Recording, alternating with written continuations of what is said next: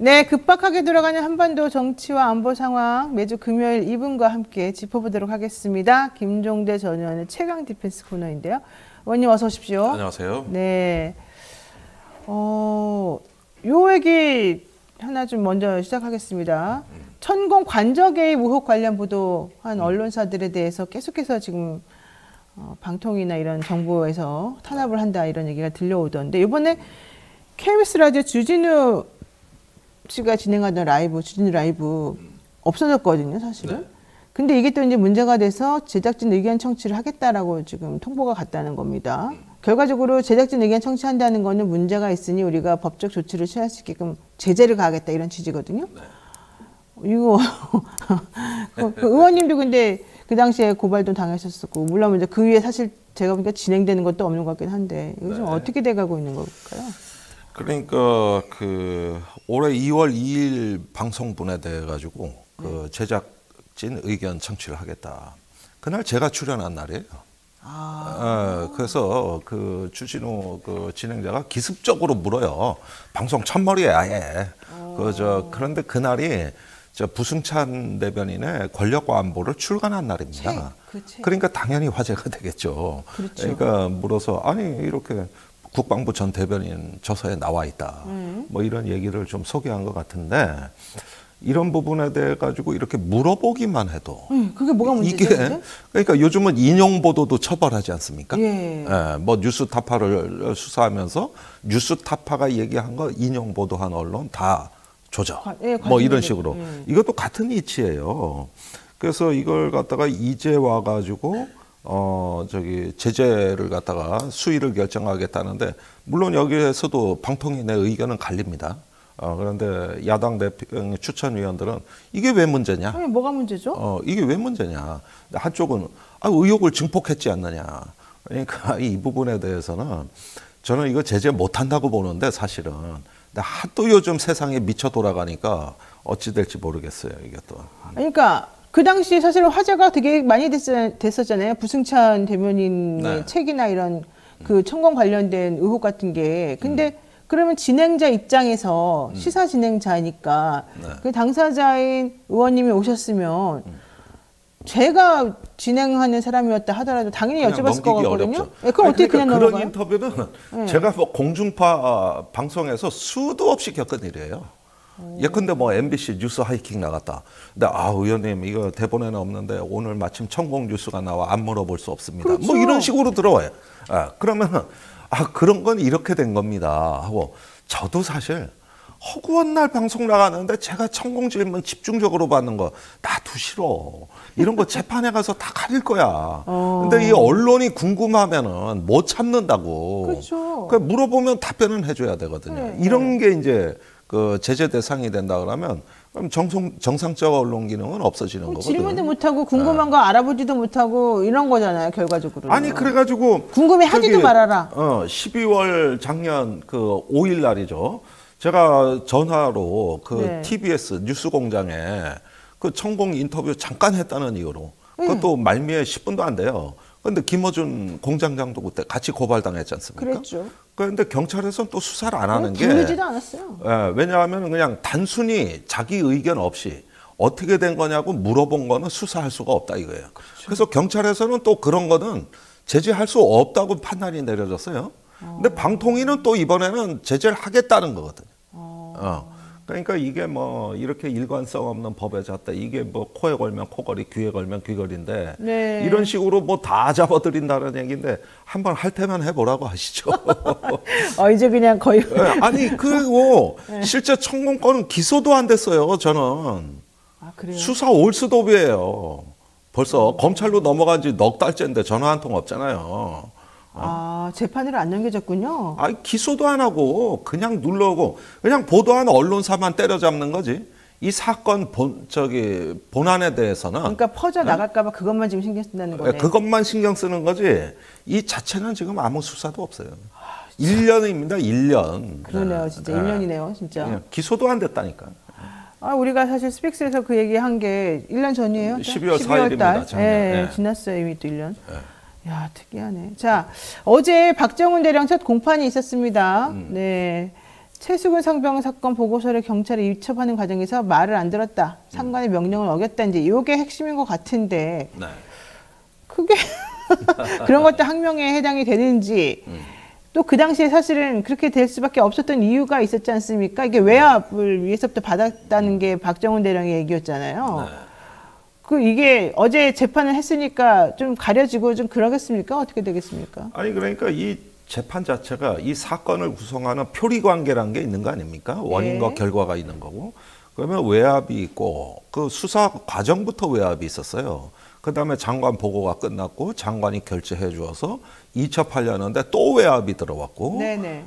그래서 그걸 갖다가 거부하니까 항명으로 됐고 그 다음에 국방부가 사건을 가져가서 조사본부에서 조사를 했는데 거기에 또 외압이 있어서 이번에는 저기 박정훈 대령 수사가 맞다고 조사본부는 얘기했는데 거기다가 압력을 놔가지고 또 혐의자를 빼고 자기하고. 이런 것들이 얽혀 있는 하나의 그 거대한 내러티브, 하나의 어떤 이어지는 서사거든요 이게. 네. 근데 이런 거 다 빼고 네. 오로지 항명 하나만 재판하라는 거예요. 오로지. 항명 하나만. 그러면 외압에 대하여서는 저기 빼버리니까 당연히 외압을 행사했다고 하는 국방부 장관 빠지겠죠. 네. 그다음에 대통령실에서 그 뭐 수시로 전화했다는 임종덕 안보실 2차장 여기도 빠져나가겠죠. 가장 중요한 대통령 외압의 당사자인 대통령과 그 주변은 다 빠진다고 봐야 되는 거죠. 아니, 그래가지고 증인 신청도 안 하고 그건 필요 없고 외압 얘기하는데 그건 우린 모르고 그건 필요 없고 항명 요것만 하겠다. 그랬는데 항명에 대한 수사도 박정훈 대령은 그 수사대 그 요원들이 경북경찰청으로 8월 2일 날 출발할 때 아침에 해병대 사령관한테 전화 보고까지 하고 갔거든요. 그러니까 다 정상 절차 받고 결재 받고 간 건데 무슨 항명을 했다는 거냐 이러는데 이런 거는 또 사실관계를 바꿔서 해병대 사령관 지시를 어기고 갔다. 보고 다 하고 간 거를. 그러니까 요런 것만 뒤틀어. 요런 것만 항명으로 엮을 수 있는 것만.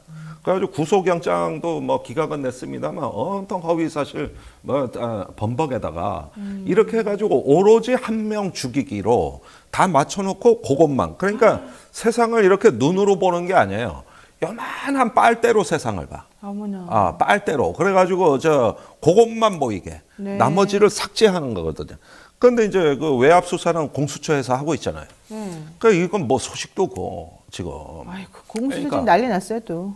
네. 맨날 그만두고 뭐 어쩌고 또 내부적으로 서로 싸우고 지금 그러고 있어요. 네. 그러니까 이렇게 세상을 다 주변 상황을 삭제하고 딱 해당 사항만 보게 되니까 모든 거는 이건 정치적 의도가 뻔해 보이는 거 아닙니까? 네.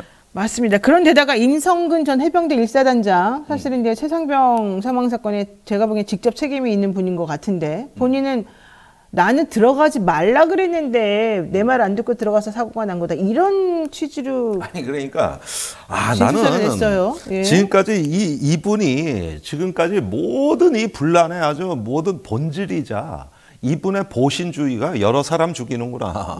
그런데 이제 진술서까지 이렇게 나온 거 보고서 그동안에 연구를 좀 하셨는데 이 카톡이나 대화 내용 된 거 다 샅샅이 뒤져가지고 내가 물에 들어가라고 지시한 적 없다. 그런 게 기록에 없고 다만 중대원들한테 카톡으로 전달된 거는 그건 내가 한 게 아니라 밑에 있는 여단장이 왜곡해서 전달한 거다.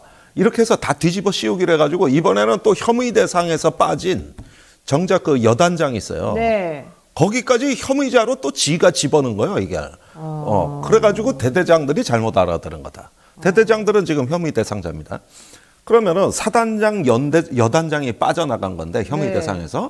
근데 여단장 제가 왜곡했다. 이렇게 또 진술에 써버린 거예요. 남한테 또 그렇게. 그러니까 이게 뭐냐면은 자기 살기 위해서는 물귀신처럼 누구라도 다 죽여. 자기 부하 누구든 간에 이건 여단장이 왜곡한 거고 대대장이 잘못 알아들은 거야.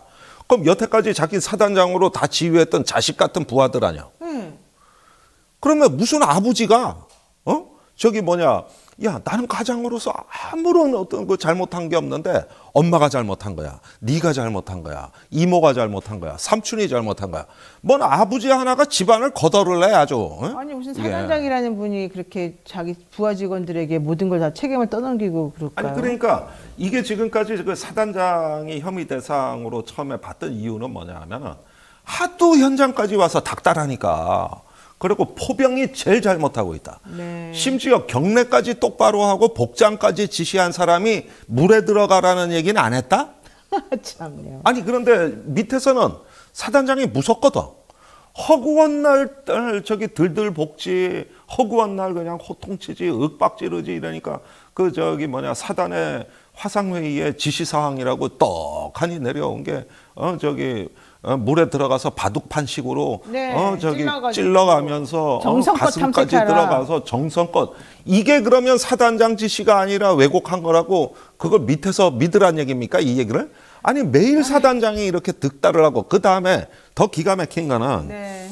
당시에 현장 지휘는 육군 50사단의 지휘권이 있었습니다.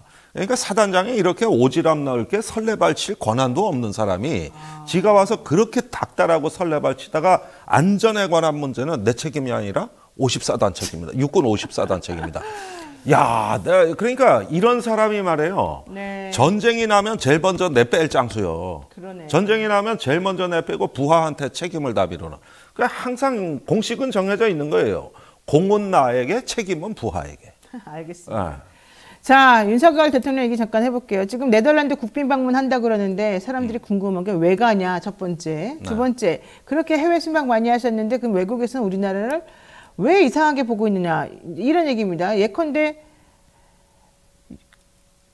UAE에서 우리나라를 소개하면서 인공기를 게재했었다는 겁니다. 이게 도대체 무슨 말입니까? 게다가 바이든 대통령은 나의 친구 미스터 문 이랬다는 건데.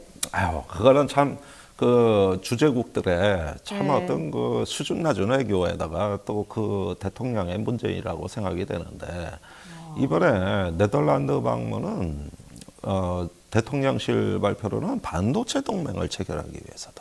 반도체 동맹.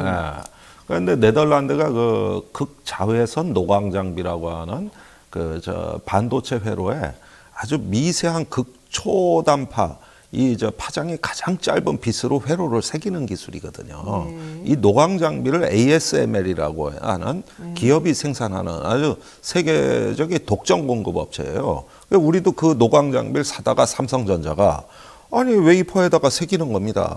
그 빗을 샥샥 새기면은 그리고 적층을 해서 이제 직접 회로라는 걸 만드는 거 아닙니까? 네. 그래서 이 부분에 대한 어떤 반도체의 원리와 생태계 공급망에 관한 거는 저기 국내에서도 화제가 된 크리스 밀러의 칩워라는 책을 꼭 한번 읽어보시길 제가 강추해드립니다. 칩워. 반도체 전쟁이란 뜻이에요? 예, 그렇습니다. 크리스 밀러가 썼죠. 아주 명저고 정말 잘 쓴 책입니다. 그러면은 이렇게 해가지고 서로 공급망 협조를 한다. 이거는 이상이 없어요. 이 논리에는. 네. 근데 문제는 뭐냐 하면 이 반도체 동맹, 네덜란드하고 국가 대 국가 관계로서 우리가 서로 반도체 협조를 이미 잘하고 있는 걸 굳이 동맹이라고 해가지고 뭘 맺겠다는 얘기인데 여기서 윤 대통령이 지금 워낙 무식하기 때문에 모르는 게 뭐냐 하면은 네. 그게 뭐냐 하면은 네. 이거는 ASML이 극자외선 노광 장비를 독자적으로 생산하는 게 아니야. 이 제품 하나를 만들기 위해서는 네. 수백 개 미국, 유럽, 아시아, 심지어 중국하고도 협력을 하는 거예요. 그러니까 이 반도체 생태계는 국가 단위로 분할이 되지 않아요. 네. 그렇게 해서 이 공급망의 그 회로도가 이렇게 시각화된 걸 보면은 거의 인체의 신경망하고 비슷해. 그 정도로 복잡해. 그러네요. 그래가지고 네덜란드도 세계 각지하고 협력해서 그 공급망 속에서 이 극자외선 노광 장비를 만드는 거예요. 거기엔 한국도 들어가 있어요. 그런데 그걸 갖다가 네덜란드가 ASML이 이 장비를 생산해. 우리 공급자끼리 딱 맺어가지고 칩워 반도체 맺어. 그러면은 이거 우리 혼자 만드는 거 아닌데. 가보니까 그 브리핑을 할 거 아니야 이제. 그렇죠. 이거 전 세계가 다 협조해요. 그러니까 그래? 그러면 거기 또 쫓아가야지. 그럼 거기도 가니까 또 우리 협력업체 또 따로 있고.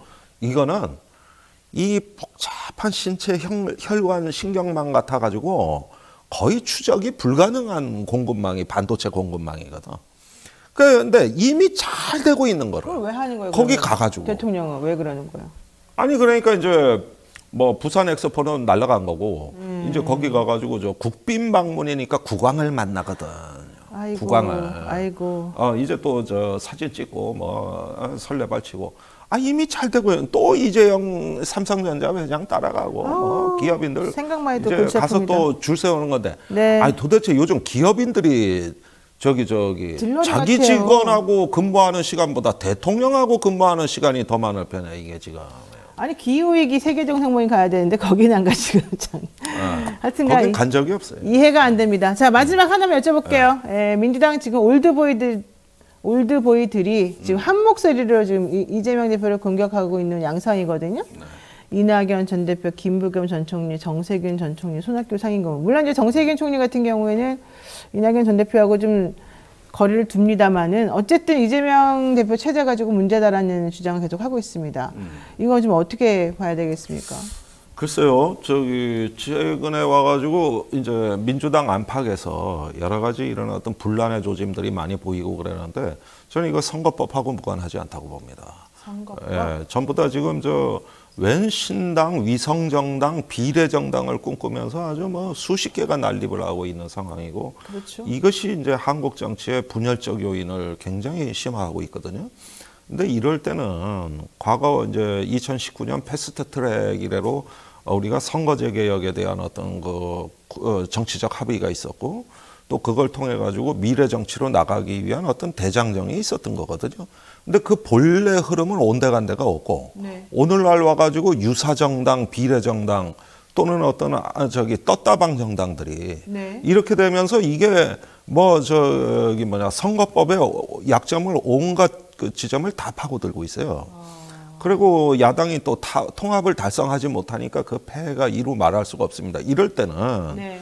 당장 이재명 대표가 원내에 있는 작은 정당하고 대화를 하고 그러면서 무엇이 우리가 정치개혁의 본질인가 이런 부분에 대한 논의의 어떤 플랫폼을 개방적으로 좀 열어주면서 이렇게 좀 모아가야 되는데 자꾸 이런 논의가 비명 대 친명의 구도로 왜곡이 되다 보니까 예. 정치개혁은 온데간데가 없고 분열적인 요인으로만 다 소비가 돼버리는 거예요. 네. 저는 이렇게 되면 내년 총선에 굉장한 먹구름이 그렇죠. 끼어졌다고 봅니다. 오히려 지금은 야당이 유리한 판인데도 그 분열로 인한 폐해가 결국은 유권자들에게 등을 돌리게 되는 것이죠. 그래서 저는 정의당이 선거연합 신당을 제안을 했는데 그럴 때 시민사회단체가 그런 어떤 플랫폼으로 쭉 모여서 통합을 논의하고 그다음에 민주당은 이런 어떤 제4회단체와 어떤 선거연합 내지는 다수파 연합을 만들어가지고 이 보수를 고립시켜 버릴 수 있는 큰 틀의 어떤 연합 정수를 이런 것들을 원래 지도해 나가는 건데 지금 한국 정치에 이런 정치의 큰 판을 짜는 전략과 비전이 없어지니까 결국은 이런 선거 논의가 친명 비명 싸움으로 돼가고 있다. 네. 그래서 이게 바로 우리의 리더십의 한계가 아닌가. 그런 점에서 우리가 개혁 세력, 개혁 진보 그러면서 과거에 탄핵을 달성했던 다수파 연합의 부활을 꿈꾸자. 이런 걸 통해서 풍성한 한국 정치를 국민에게 우리가 봉사하고 되돌려드리자. 좀 이런 식의 어떤 논의 구조가 왜 마련이 안 됩니까? 그러니까요. 제 정당 사회단체끼리 이런 얘기가 왜 대화가 불가능하죠? 네. 그런 면에서는 조금 민주당의 분발을 촉구하는 지점이고 그런 점에서 이제 그 전직 국회의장들도 이렇게 기존 민주당을 공격할 일이 아니라 새로운 어떤 한국 정치의 미래와 나아갈 바를 방향을 좀 제시해줬으면 좋겠어요. 그런 면에서 네. 정의당이 가치 연합을 제안하고 있다는 것도 좀 주목을 해주셨으면 좋겠습니다. 알겠습니다. 네, 지금까지 김종대 전 의원과 함께 얘기 나눴습니다. 오늘 말씀 고맙습니다. 감사합니다. 더불어민주당 최고위원 모시고 이번에 현안 한번 보겠습니다. 어서 오십시오. 예, 안녕하세요. 서영규입니다. 네, 서영규 의원님도 얼굴이 너무 좋으신데요, 피부가. 아니, 근데 금방 광고 잘 보고 네. 좀 살펴봐야 되겠습니다. 아, 제 얼굴은. 산삼진에 반짝반짝 하시는군요. 알겠습니다. 네. 우리 서로 이루고 살고 있습니다. 아니, 좋은 게 있으면 또 찾아서. 그럼요. 서로 경제 나눠서 활성화를 위해서도 써야죠. 맞습니다. 예. 자, 질문하겠습니다. 어제 비명계 이상민 의원이 민주당 탈당했어요. 근데 워낙 탈당할 걸 예상하고 있었기 때문에 저는 예. 뭐 그렇게 놀랍지는 않았는데요. 근데 문제는 이제 나가면서 하는 말이 민주당이 이재명 대표 체제 이후에 완전히 이재명 사당이 됐다, 개딸당이 예. 됐다, 막 이런 말을 엄청나게 하고요. 변절이 됐는데 딱 잡아떼고 버티고 우기고 있다, 반상식적이고 파렴치하기까지 하다, 이런 행동이 또 상습적으로 만연됐다, 이런 막 무시무시한 말을 막 다 퍼부었어요. 이 당에 5선까지 하신 분이라는 게 내가 네. 도대체 믿어지지가 않을 정도인데 어떻게 보십니까? 그런 말씀 안 하셨으면 좋았을 거다 이렇게 생각하고요.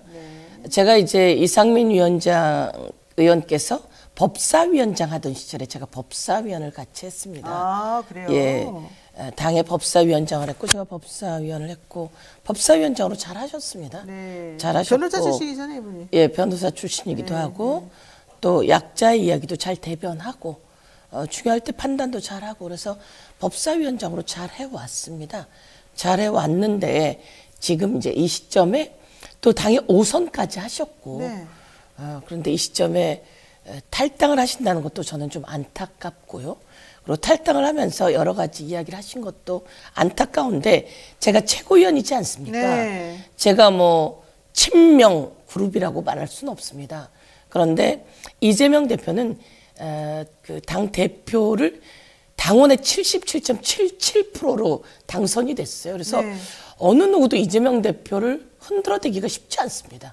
그렇죠. 왜냐하면 당원의 권리당원 지지도 압도적이고요. 대의원 지지도 압도적이고요. 그래서 이거는 뭐 국회의원들이 어떻게 좌우지할 수 있는 것도 아니고요. 당원들, 거기다 국민 여론 지지까지 압도적이었습니다. 그래서 다시 한번 돌아보면 전당대회에서 너무나 압도적이어서 김대중 대통령이 대의원 선거할 때 77.77? 뭐 그거 받을 때 그 득표율하고 거의 똑같습니다. 그런데 이런 이재명 대표를 이제 사실은 윤석열 정권이 계속 검찰 수사하고 체포한다 그러고 428억 저수지가 담겨져 있다 그러고 대장동 너무 어려워서 결국 무슨 말인지 이렇게 했는데 지금은 국민이 다 알잖아요. 그러니까 돈 한 푼 나온 게 없는 거야. 돈은 곽상도가 50억 받은 거야. 그리고 오히려 공흥지구 이런 데는 윤석열 대통령의 부인이나 장모, 그러니까 끝내 장모가 깜빵 간 거야. 네. 윤석열 대통령의 부인 김건희가 주가 조작으로 수사를 받고 있는 거야. 윤석열 대통령 처남이 기소된 거야. 이런 상황이지 그렇게 압수수색을 400여 번까지 해댄 이재명은 돈이 한 푼도 없는 거야. 이런 상황이에요. 사실은 언론에 한 번 나오면 그날 밤 잠을 자기 어렵고 네. 목숨을 끊을까도 생각하는 게 정치인입니다. 그렇죠. 그런데 이 위기를 극복해내면서도 사실은 그래서 이재명이구나라고 할 만큼 민생 그리고 또 정책 네. 잘 해나가고요. 여기는 이재명의 당이 아니고 최고위원 서영교도 있고 최고위원들이 있고요. 그다음에 국회의원들이 있고요. 권리당원이라고 하는 돈을 내면서 당을 지원해 나가는 당원이 200만 넘고요. 그리고 당의 지지율이 윤석열 정권과 국민의힘이 있으면 저희들이 총선 전에 당의 지지율이 40%를 넘는 적이 없습니다. 그렇죠. 이해찬 당대표 시절에 총선을 앞두고 지지율이 항상 졌어요. 그럼에도 불구하고 국민의 선택이 저희가 이겼었는데 이번처럼 이렇게 또 압도적으로 이기고 있는 적도 없고요. 그래서 이재명 당대표가 되고 지방선거, 서울시장 선거 다 지다가 네. 지난 강서구청장 선거에서 압도적으로 됐잖아요. 그래서 이상민 의원께서 마음이 불편하신 게 있으시긴 하실 거예요. 왜 불편해요? 그분은 도대체가? 예를 들면 뭐 이상민 의원이 이재명 대표에 대해서 이렇게 지적을 하면 또 여러 가지 비판이 따르기도 하고 그러니까 사실은 저희가 이상민 의원이 뭐 이렇게 지적하고 그럴 때 이재명 대표가 전화를 자주 했습니다. 그러니까 우리가 최고위원 회의를 하면서 네. 이상민 의원에게 연락을 해봅시다. 만나봅시다. 이런 얘기도 했어요. 왜냐하면 이해가 안 되거나 소통이 안 될 수 있으니까. 그렇죠. 그래서 저희가 이재명 대표에게 좀 연락하시죠. 그럼 연락도 했다 그러고, 저도 사실은 이상민 의원하고 대화도 좀 하고요. 그리고 정청래 의원도 하고, 그러면 저희들이 대화할 때는 또 아닙니다. 괜찮습니다. 이렇게 얘기하시거든요. 그리고 난 다음엔 또 달리 말씀하시니까 저희도 조금 그 악순환이 계속되었다 이런 생각이 들고, 그러나 나가면서 하신 말씀, 개딸이라기보다는 권리당원들, 당을 지지하는 당원들의 민심, 당원들의 당심, 그리고 민심, 이런 것들을 그냥 그렇게 무시해서는 안 된다. 이건 역사의 흐름이고 거대한 도도한 흐름이다. 이렇게 말씀드리고 싶어요. 그러니까 일단 제가 좀 궁금한 건 이거거든요. 네. 그 이상민 의원이 말한 게 맞느냐 이거 좀 여쭤보고 싶어요. 이재명 사당으로 됐다. 개딸당으로 변질됐다. 딱 잡아떼고 버티면 우기는 파렴치한 당이 돼버렸다. 맞아요. 네. 그걸 공감하는 사람이 거의 없을걸요. 그러니까 개딸이라고 하는 사람들은 사실은 개혁의 딸입니다. 그렇죠. 그러니까 그 이재명 대표를 의심했던 많은 젊은 친구들이 대선 과정에서 알고 보니 이재명 대표가 그 뭐 검찰 수사 아니면 그 전에 잘못된 것들, 이런 것들이 우리가 잘못 알았구나. 그래서 이재명 대표에게 미안합니다. 우리가 개혁의 딸이 되어드릴게요. 라고 하는 거고요. 그 다음에 과거 촛불을 들 때 우리는 촛불을 들던 중학생, 고등학생이었습니다. 그래서 이재명 대표와 함께 하겠습니다. 더불어민주당과 함께 하겠습니다. 이렇게 하는 겁니다. 그래서 저하고도 많이 만났고 대화도 했고, 사실 젊은 친구들이 정당 활동하면서 지지해 주는 것이 참 고마운 일이잖아요. 그래서 제가 만나서 대화를 했더니 저희들은 촛불을 들었던 그런 젊은이들입니다. 중학교 때도 촛불을 들었고 고등학교 때도. 그래서 아주 따뜻한 친구들입니다. 그들은 칭찬하는, 그래서 잘할 수 있어요. 이렇게 해주세요.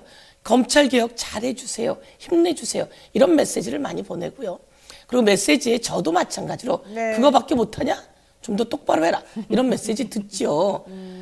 당원들이나 일반 국민들은 그런 얘기를 할 수 있습니다. 그러면 잘하고 나면 또 격려도 오고요. 그래서 개딸의 사당화 이런 것은 말이 안 된다. 저는 딱 잘라 말씀드리겠고요. 그리고 제가 최고위원이기도 하기 때문에 또 대의원들의 지지표를 많이 받은 사람입니다. 그렇죠. 저는 열심히 하니까 또 권리당원들도 많이 지지해 주시고요. 마음에 다 안 들 수도 있습니다. 그렇지만 윤석열 정권과 결연히 싸워나가는 과정 속에서 정말 윤석열 정권에 사당화되어 있는 국민의힘과 결연히 싸워서 국민들을 위한 정치를 해나가는 것에 힘이 보태졌으면 좋겠고요. 딱 잡아댄다 뭐 이런 건 말이 안 되는 것 같고요. 저희가 수시로 말씀 나누고 그럴 땐 또 괜찮았는데 그런 말씀 드리겠습니다. 네. 이 60만 권리당원에서 250만 권리당원으로 증가한 이유가 이재명 대표 때문일 텐데 그것을 반대하는 건 좀 이해가 안 되네요. 이런 말씀하시는 그런 분들도 계시고요. 예, 권리당원들은 이제 이재명 대표가 엄청난 지지를 받았기 때문에 이재명 대표를 많이 좋아하면서도 더불어민주당 잘해라. 윤석열 정권에 대응해서 잘해라. 그리고 정말 민생을 위해서 해달라. 이런 사람들이 많이 권리당원으로 참여했다. 그러면서 이재명 대표가 또 이 어려운 환경 속에서 또 열심히 하고 있으니까 응원하고 지지해준다. 이렇게 생각합니다. 좀 적극적으로 목소리를 내는 그런 당원들이 훨씬 늘어났다. 이렇게 또 볼 수 있을 것 같습니다. 자, 그런데 지금 이제 그 이 의원이 탈당했기 때문에 다른 비명계 의원들 뭐 원칙과 상식 예를 들면은 그런 쪽에 몸담고 있는 분들도 같이 사퇴하고 그럴 수도 있겠다. 뭐 혹은 언론에서는 민주당에서는 촉각을 곤두세우고 있다. 뭐 탈당 러시가 일어날 수도 있다. 뭐 이렇게 또 언론이 얘기하는 경우도 있더라고요. 맞나요? 네. 그거는 이제 원칙과 상식 죄송합니다. 비명계 의원들이 그렇게 얘기하시죠. 뭐 문제 의식에는 공감하지만 생각은 다르다. 그리고 또 방향은 다르다. 이렇게 얘기하고 있기 때문에 뭐 같지는 않을 거다 이렇게 판단하고요. 그런데 이렇게 문제 제기하는 것은 또 그 의원들에 대해서 과격하게 이야기하는 사람, 맹목적으로 공격하는 그런 일은 안 해야 맞습니다. 네. 당원들 중에서나 지난번에 이제 이원욱 의원에 대해서 나쁘게 공격하는 사람이 있어서 이원욱 의원이 문제 제기를 했는데 알고 보니 당원이 아니었어요. 그러니까 그래서 저희들이 아니었더라고요. 찾아서 문제 제기하고 소통하고 안 되면 징계하겠다라고 판단하고 했는데 당원은 아니었습니다. 그런데 어쨌든 그런 분의 그런 방식의 약간 폭력적인 문제 제기는 절대 안 됩니다. 네. 그리고 이번에도 그런 문제 제기가 또 있어서 저희가 찾아보는데 당원인 분이 있습니다. 이런 것에 대해서는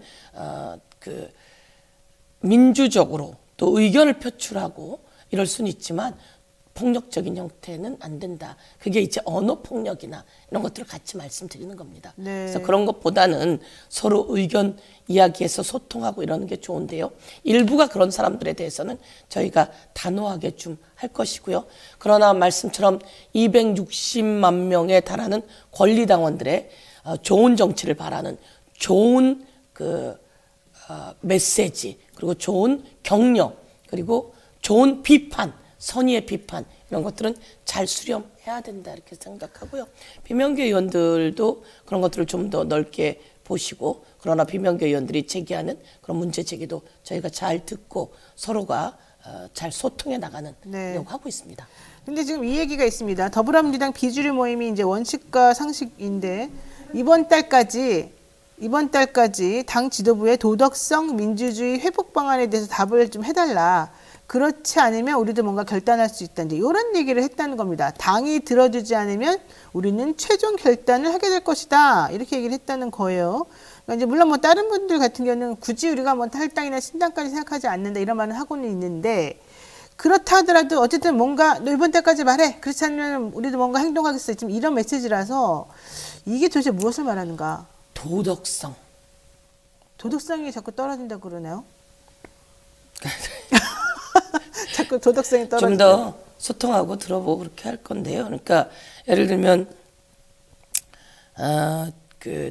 논의하는 과정이나 이런 과정 속에서 아까 말했듯이 뭐 좀 더 당원들이 좀 강력하게 얘기하거나 한쪽으로 몰아간다. 저는 이제 당원들의 비판, 당원들의 의견은 잘 들어야 되지만 거기에 뭐 폭력적인 언어나 그리고 또 이런 것들은 안 된다라고 단호히 저희 지도부에서 얘기했고요. 그리고 또 도덕성이 약해지고 있다면 그것들에 대해서 도덕성을 또 진단해서 뭐 회복할 부분 회복하고, 그러나 지금 이제 윤석열 정권이 무너져 내리고 경제를 다 망가뜨리고 이번에 엑스포도 보지 않았습니까? 뭐 역전한다 그리고 그래서 49대 50 뭐 이렇게 얘기해서 국민들은 다 쏙지 않았습니까? 근데 사실은 그런 상황에서 까보니까 119대 29 야, 이렇게 진짜. 뭐 아니, 황당하기 짝이 없어요. 적당해야죠. 황당하기 짝이 없는데, 그런데 거기를 그렇게 나가가지고 갈 수 있어요. 근데 해외 순방 가서 온갖 화면이 다 전송돼 오지 않습니까? 해외 순방 가면 안 나와야 되는데 그 나라에서 국가 유튜브에서 다 틀어요. 그러면 또 우리 네티즌이나 언론이 그걸 다 찾아서 가져오더라고요. 그러면 하는 행위 보면 지각하지. 이 길로 가야 되는데 저 길로 가지. 대통령이 정상들이 모인 자리에서 지각한다는 거예요. 나중에 지각 아니라 늦게 들어온 거다 이렇게 얘기하는데 어떻든 모습이 그렇지. 그리고 대통령이 이렇게 쓰려고 하는 자리에 자꾸 김건희 여사가 중간에 가운데에 끼는 것처럼 보이지. 다른 나라 대통령과 정말 신뢰 있게 인사하고 이야기해야 되는데 대통령이 그 나라 대통령 무시하는 모습이 우리가 봐도 보이는데, 정상들이 다 있는데 혼자 늦게 들어오지. 아니 그러니 그 나라 대통령 마음이 흔들리겠습니까? 저는 가서 정상회담 할 때 그 나라 대통령 마음을 사야 된다고 생각해요. 박진 장관이 잘못했다는데 잘못했죠. 박진 장관과 장관들은 제가 노무현 대통령 모시던 청와대 춘추관장이에요. 해외 정상회담 하러 갈 때는요, 그 전에 장관들이 작업을 다 해놓습니다. 그쪽 장관들하고 작업을 다 해서 실무적으로 일을 해놓고 여기에 마지막 실마리가 풀리지 않는 것을 대통령의 재가를 얻어서 두 정상이 마지막 실마리를 풀어요. 근데 장관들이 사전 작업을 다 해놓으려면 대통령이 지시가 있어야 돼요. 그쵸. 대통령이 힘을 실어줘야 돼요. 박진 장관이 사전 작업 제대로 못했으면 대통령이 힘을 못 실어줬거나 내용을 못 준 거죠. 그쵸. 그러면 그걸 마지막 풀으려면 또 대통령이 가서 만나면 인상이 좋아야 되잖아요. 뭐가 주고받아지거나 여기에 투자하면 좋겠는데 다음에 여기다 표를 주면 나에게도 힘이 되겠는데 이 사람 인상 좋네. 이런 게 있어야 돼요. 그렇죠. 그래서 정상회담 하는 거예요. 일본하고 잘 되잖아요. 가서 위안부 다 네. 퍼주죠. 네. 후쿠시마 받아들이죠. 다 내주고. 그러니까요. 그리고서는 일본 기시다 그렇게 해놓고도 지지율 다 떨어지잖아요. 그러니까요. 그 나라가 반대하는데 네. 그렇게 해놓고 왔으니 119대 29 이러니 무슨 대통령을 믿겠어요. 알겠습니다. 이런 상황 속에서 네. 저는 경제가 다 망가졌어요. 저는 비명계, 친명계 이런 거 없이 저희 당이 똘똘 뭉쳐야 됩니다. 경제가 다 망가진 이 상황 네. 속에서 그렇게 가야 된다고 생각하고 소통 열심히 하겠습니다. 네. 지난 1일에 이동관 방통위원장 본회의 네. 탄핵 표결한다 그랬는데 저는 사실 당연히 될 거라고는 보고 있었으나 갑자기 딱 사퇴를 해버려서 야 진짜 이 사람들 머리 좋다 이렇게 생각했거든요. 네. 이걸 보고 이제 언론에서는 야 뒤통수 맞았다 민주당 또 물 먹었네 이렇게 표현하던데 그거 솔직히 어떻게 생각하세요? 나 그 말씀 웃겼어. 웃기잖아요. 너무 웃겼어요. 언론이 그래서 돼요. 그러니까요. 예. 뭐 뒤통수 맞았다. 뭐 이렇게 물 먹었네. 네. 참나. 언론이 그런 표현해서 되겠습니까?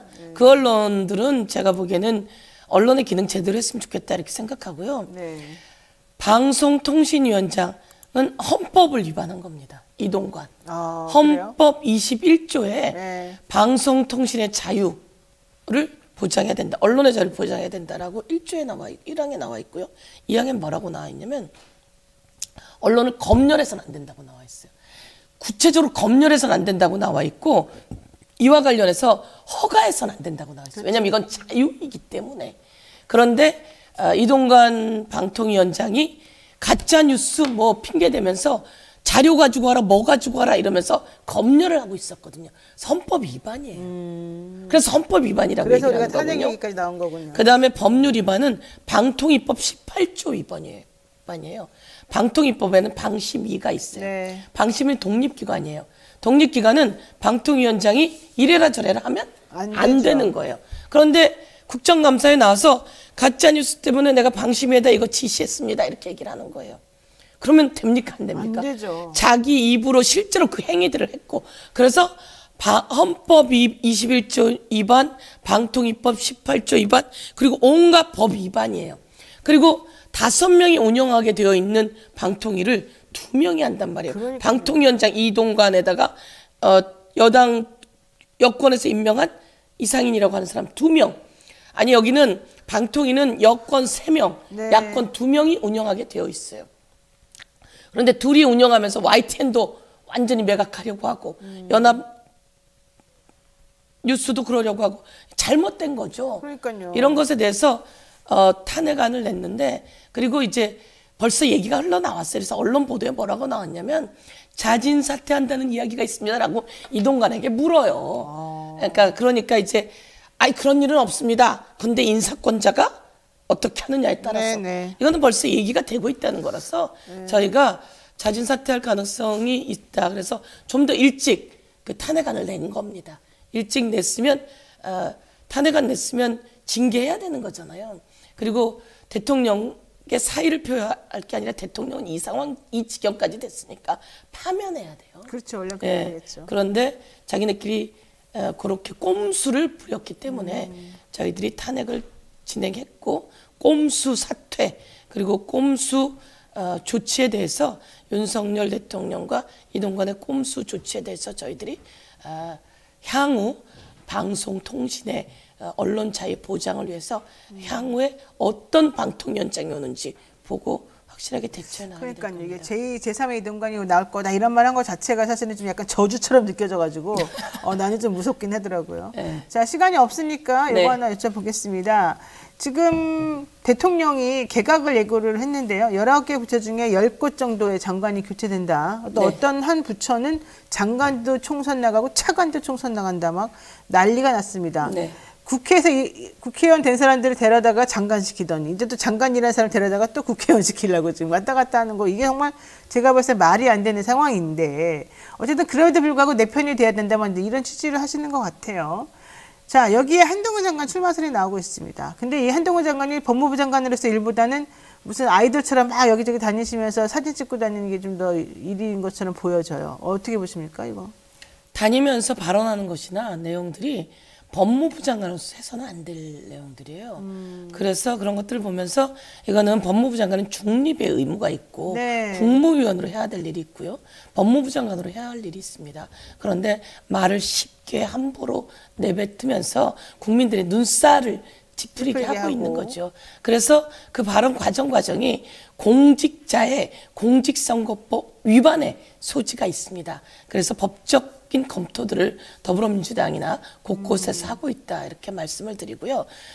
대통령이 자기 측근들을 내보내려고 인요한 혁신위원장을 중간에 그 국민의힘이 내세우면서 대통령의 뜻이 있는 것처럼 했지만 그게 다시 또 독이 됐는지 전부 다 뭐 김기현 당대표부터 정권을 위임한다더니 정권은커녕 내쫓고 있지 않습니까? 네. 그리고 마찬가지로 대통령이 윤핵관들 출마 저지시키려고 했는데 아무도 듣지 않고 있습니까? 네, 아무도 않잖아요. 대통령 힘은 쑥 빠졌다고 생각하고요. 그리고 대통령실에서 내보내는 사람들 무능하게 대통령을 모셨고 또 무능한 그 상황에서 나와봤자 네. 제가 보기에는 국민의힘 관계자들하고 권력 싸움만 하게 돼 있을 거다 이렇게 생각하고요. 한동훈 장관도 마찬가지로 그런 상황 속에서 총선용 행보라고 하는 이야기가 언론에 계속 나오고 있기 때문에 네. 이에 대해서는 돌아보고 활동을 자제해야 되는 거죠. 행동을 자제해야 합니다. 맞습니다. 자, 그런데 한 장관이 워낙 말투나 말하는 방식이 그러긴 합니다만은 이번에 이정섭 수원지검 2차 단검사 천안 마약 의혹 사건 관련해서 이게 좀 무마 의혹이 좀 있지 않습니까? 마약 관련해서. 그래서 물어보셨어요. 서영교 민주당 최고위원 우리 의원님께서 이거 도대체 그 이정섭의 천안 마약 사건은 누가 무마시켰냐? 그렇게 한동훈 장관 마약 얘기했는데 누구는 잡고 누구는 봐주고 이런 거냐 이제 말했는데 여기에 대한 한동훈 장관의 답변이 그에 대한 답은 안 하고 엉뚱한 말을 하더라고요. 그렇습니다. 항상 대답은 잘 안 하고 그분은 뭐 얘기를 하면 딴 얘기를 그냥 하고 넘어가고 막 그러는데 이거 뭐 어떻게 된 겁니까 도대체가? 이것에 대해서 질문을 하면 이것에 네. 대한 답변을 해야 되는데요. 이 질문에 대한 답변은 안 하고 다른 엉뚱한 것으로 답변을 했죠. 그러니까 국어 시간에 국어를 못 하셨을까요? 국어 공부를 성적이 좋지 않았어요. 그래서 유체 이탈 그리고 뭐 그 편의점 한동훈의 답변 방식 이거 물었는데 저거 답변하는. 네. 그래서 한번 돌아봤으면 좋겠는데 그렇게 비판하고 문제 제기를 했더니 뭐 자신이 인기가 있는 것처럼 그렇게 또 답변을 하더라고요. 그리고 또 하여간 그런 부분에 대해서 저는 유체이탈화법이 아니라 국무위원, 법무부 장관, 국민의 녹을 받습니다. 국민의 월급을 받아서 일하는 국민의 신복이어야 된다. 이렇게 다시 한번 얘기하고요. 검사의 처남은 마약 사건이 무마가 됐어요. 그렇죠. 검사의 처남이 있고 또 대통령의 처남 이야기도 있고 또 한동훈 장관의 처남 이야기도 있고 처남들의 이야기가 좀 문제다 많네, 진짜. 이렇게 이야기를 하는데요. 네. 검사의 처남은 어떻든 경찰이 왔다가 그 사건이 무마되었다라는 의혹이 일파만파로 나오고 있어요. 그리고 그것은 부인이 문제 제기를 했기 때문에 안 믿을 수가 없고 또 마약하지 않겠다라고 각서를 쓴 내용들도 있고요. 그래서 이것에 대해서는 어떻게 되었는지 누가 무마시켰는지 이 의혹에 대해서 법무부 장관이 제대로 봐야 된다라고 하는 문제 제기를 했어요. 그리고 두 번째는 일반인에게 마약 사범을 잡아들여야 된다라고 하는 압박이 이 정부에 있는 것 같아요. 그래서 국정원이 정보원에게 마약 사범 정보 좀 제공해줘라고 했더니 정보원이 이 사람이 마약했어요라고 제공을 한 거죠. 알고 보니 이거는 이 정보원이 필리핀에서 가짜로 마약을 보냈고 이 사람 마약 사범이 아니었어요. 아니다 100번 200번을 얘기해도 마약했잖아. 그렇게 하다니. 이러고 해서 기소하고 재판까지 보낸 거예요. 맞아요. 이런 사람이 하나 있었는데 나중에 아니라는 게 드러난 거죠. 그래서 제가 분노했어요. 제가 기재위라서 관세청이 제 담당인데 필리핀에서 오는 것을 관세청이 보고 잡게 됐다는 거예요. 국정원 정보를 받았다고 하는 것 같아요. 그래서 이걸 문제 제기하면서 알게 된 거죠. 그래서 이것에 대해서 문제 제기하고 이 공직선거법 위반의 소지가 있다 법무부 장관으로서라고 했더니 이제 엉뚱한 답변을 한 거죠. 그러면서 저에 대해서 공격을 했어요. 그러니까요. 그러면서 제가 재판 청탁 이런 얘기를 하는데요. 제가 오늘 여기서 밝히지만 저도 똑같아요. 제가 청탁했다. 판사를 저희 방으로 불러서 청탁했다. 그래서 제가 기억에는 없는 거예요. 그런데 그렇게 했다 그러니까 제가 아니다. 기억이 없다라고 했는데 한 몇 개월 후에서야 나온 거죠. 5월 18일 날 재판을 청탁했다고. 5월 18일 경. 그래서 제가 보니까 5월 18일 날 제가 뭘 했겠습니까? 5월 18일. 뭐 했어요? 5.18이면 광주. 5.18입니다. 네, 광주 그래서 제가 광주에 내려간 거예요. 그래서 그때 MBC에도 그렇고 여러 보도에 제가 당시 문재인 당대표와 국회의원들이 전부 다 광주에 가 있는 영상이 나와 있고 사진이 있는 거예요. 그래서 5.18 날 나는 광주에 있었는데 내가 마치 판사를 불러서 재판을 청탁한 것처럼 언론에 대대적으로 내고 요번에 또 얘기를 하는 거죠. 네. 그런데 저는 그것으로 뭐 법적인 처벌의 대상이, 왜냐하면 저는 한 적도 없고, 그리고 그날 저는 5.18이라 광주에 가 있었고, 그럼 그 전날 그걸 아니라고 하니까 경이라고 썼더라고요. 그래서 제가 전날은 일요일이더라고요. 그리고 그 전날은 토요일이고, 그럼 저는 전날도 전전날도 아니고 광주에 가 있었고 그날 저의 일정들이 다 있고. 네. 그래서 제가 나중에 이게 그 마약사범이라고 억울하게 당하는 사람과 똑같이 국회의원인 사람에게도 이렇게 검찰이 당신이 기하라고 언론에 풀어버리면 알겠습니다. 꼼짝없이 당하는 것에 대해서 저는 이런 검찰 행태는 안 된다 이렇게 지적하고 싶습니다. 알겠습니다. 아이고 엄청 억울하셨을 것 같습니다. 네. 자, 서영교 의원하고 지금 얘기 더 나눠야 되는데 시간이 좀 오버돼서 여기까지 좀 해야 될 것 같습니다. 지금까지 서영교 더불어민주당 최고위원과 함께 얘기 나눴습니다. 오늘 말씀 고맙습니다. 예, 감사합니다. 세상을 떠들썩하게 만든 영부인의 명품백 논란을 취재한 장인수 기자와 함께 관련 내용 취재 과정부터 비하인드를 들어보도록 하겠습니다. 어서 오십시오. 예, 안녕하십니까. 네, 요즘 많이 바쁘시죠? 아니요, 안 지금 이제 MBC는 그만두신 거죠? 네.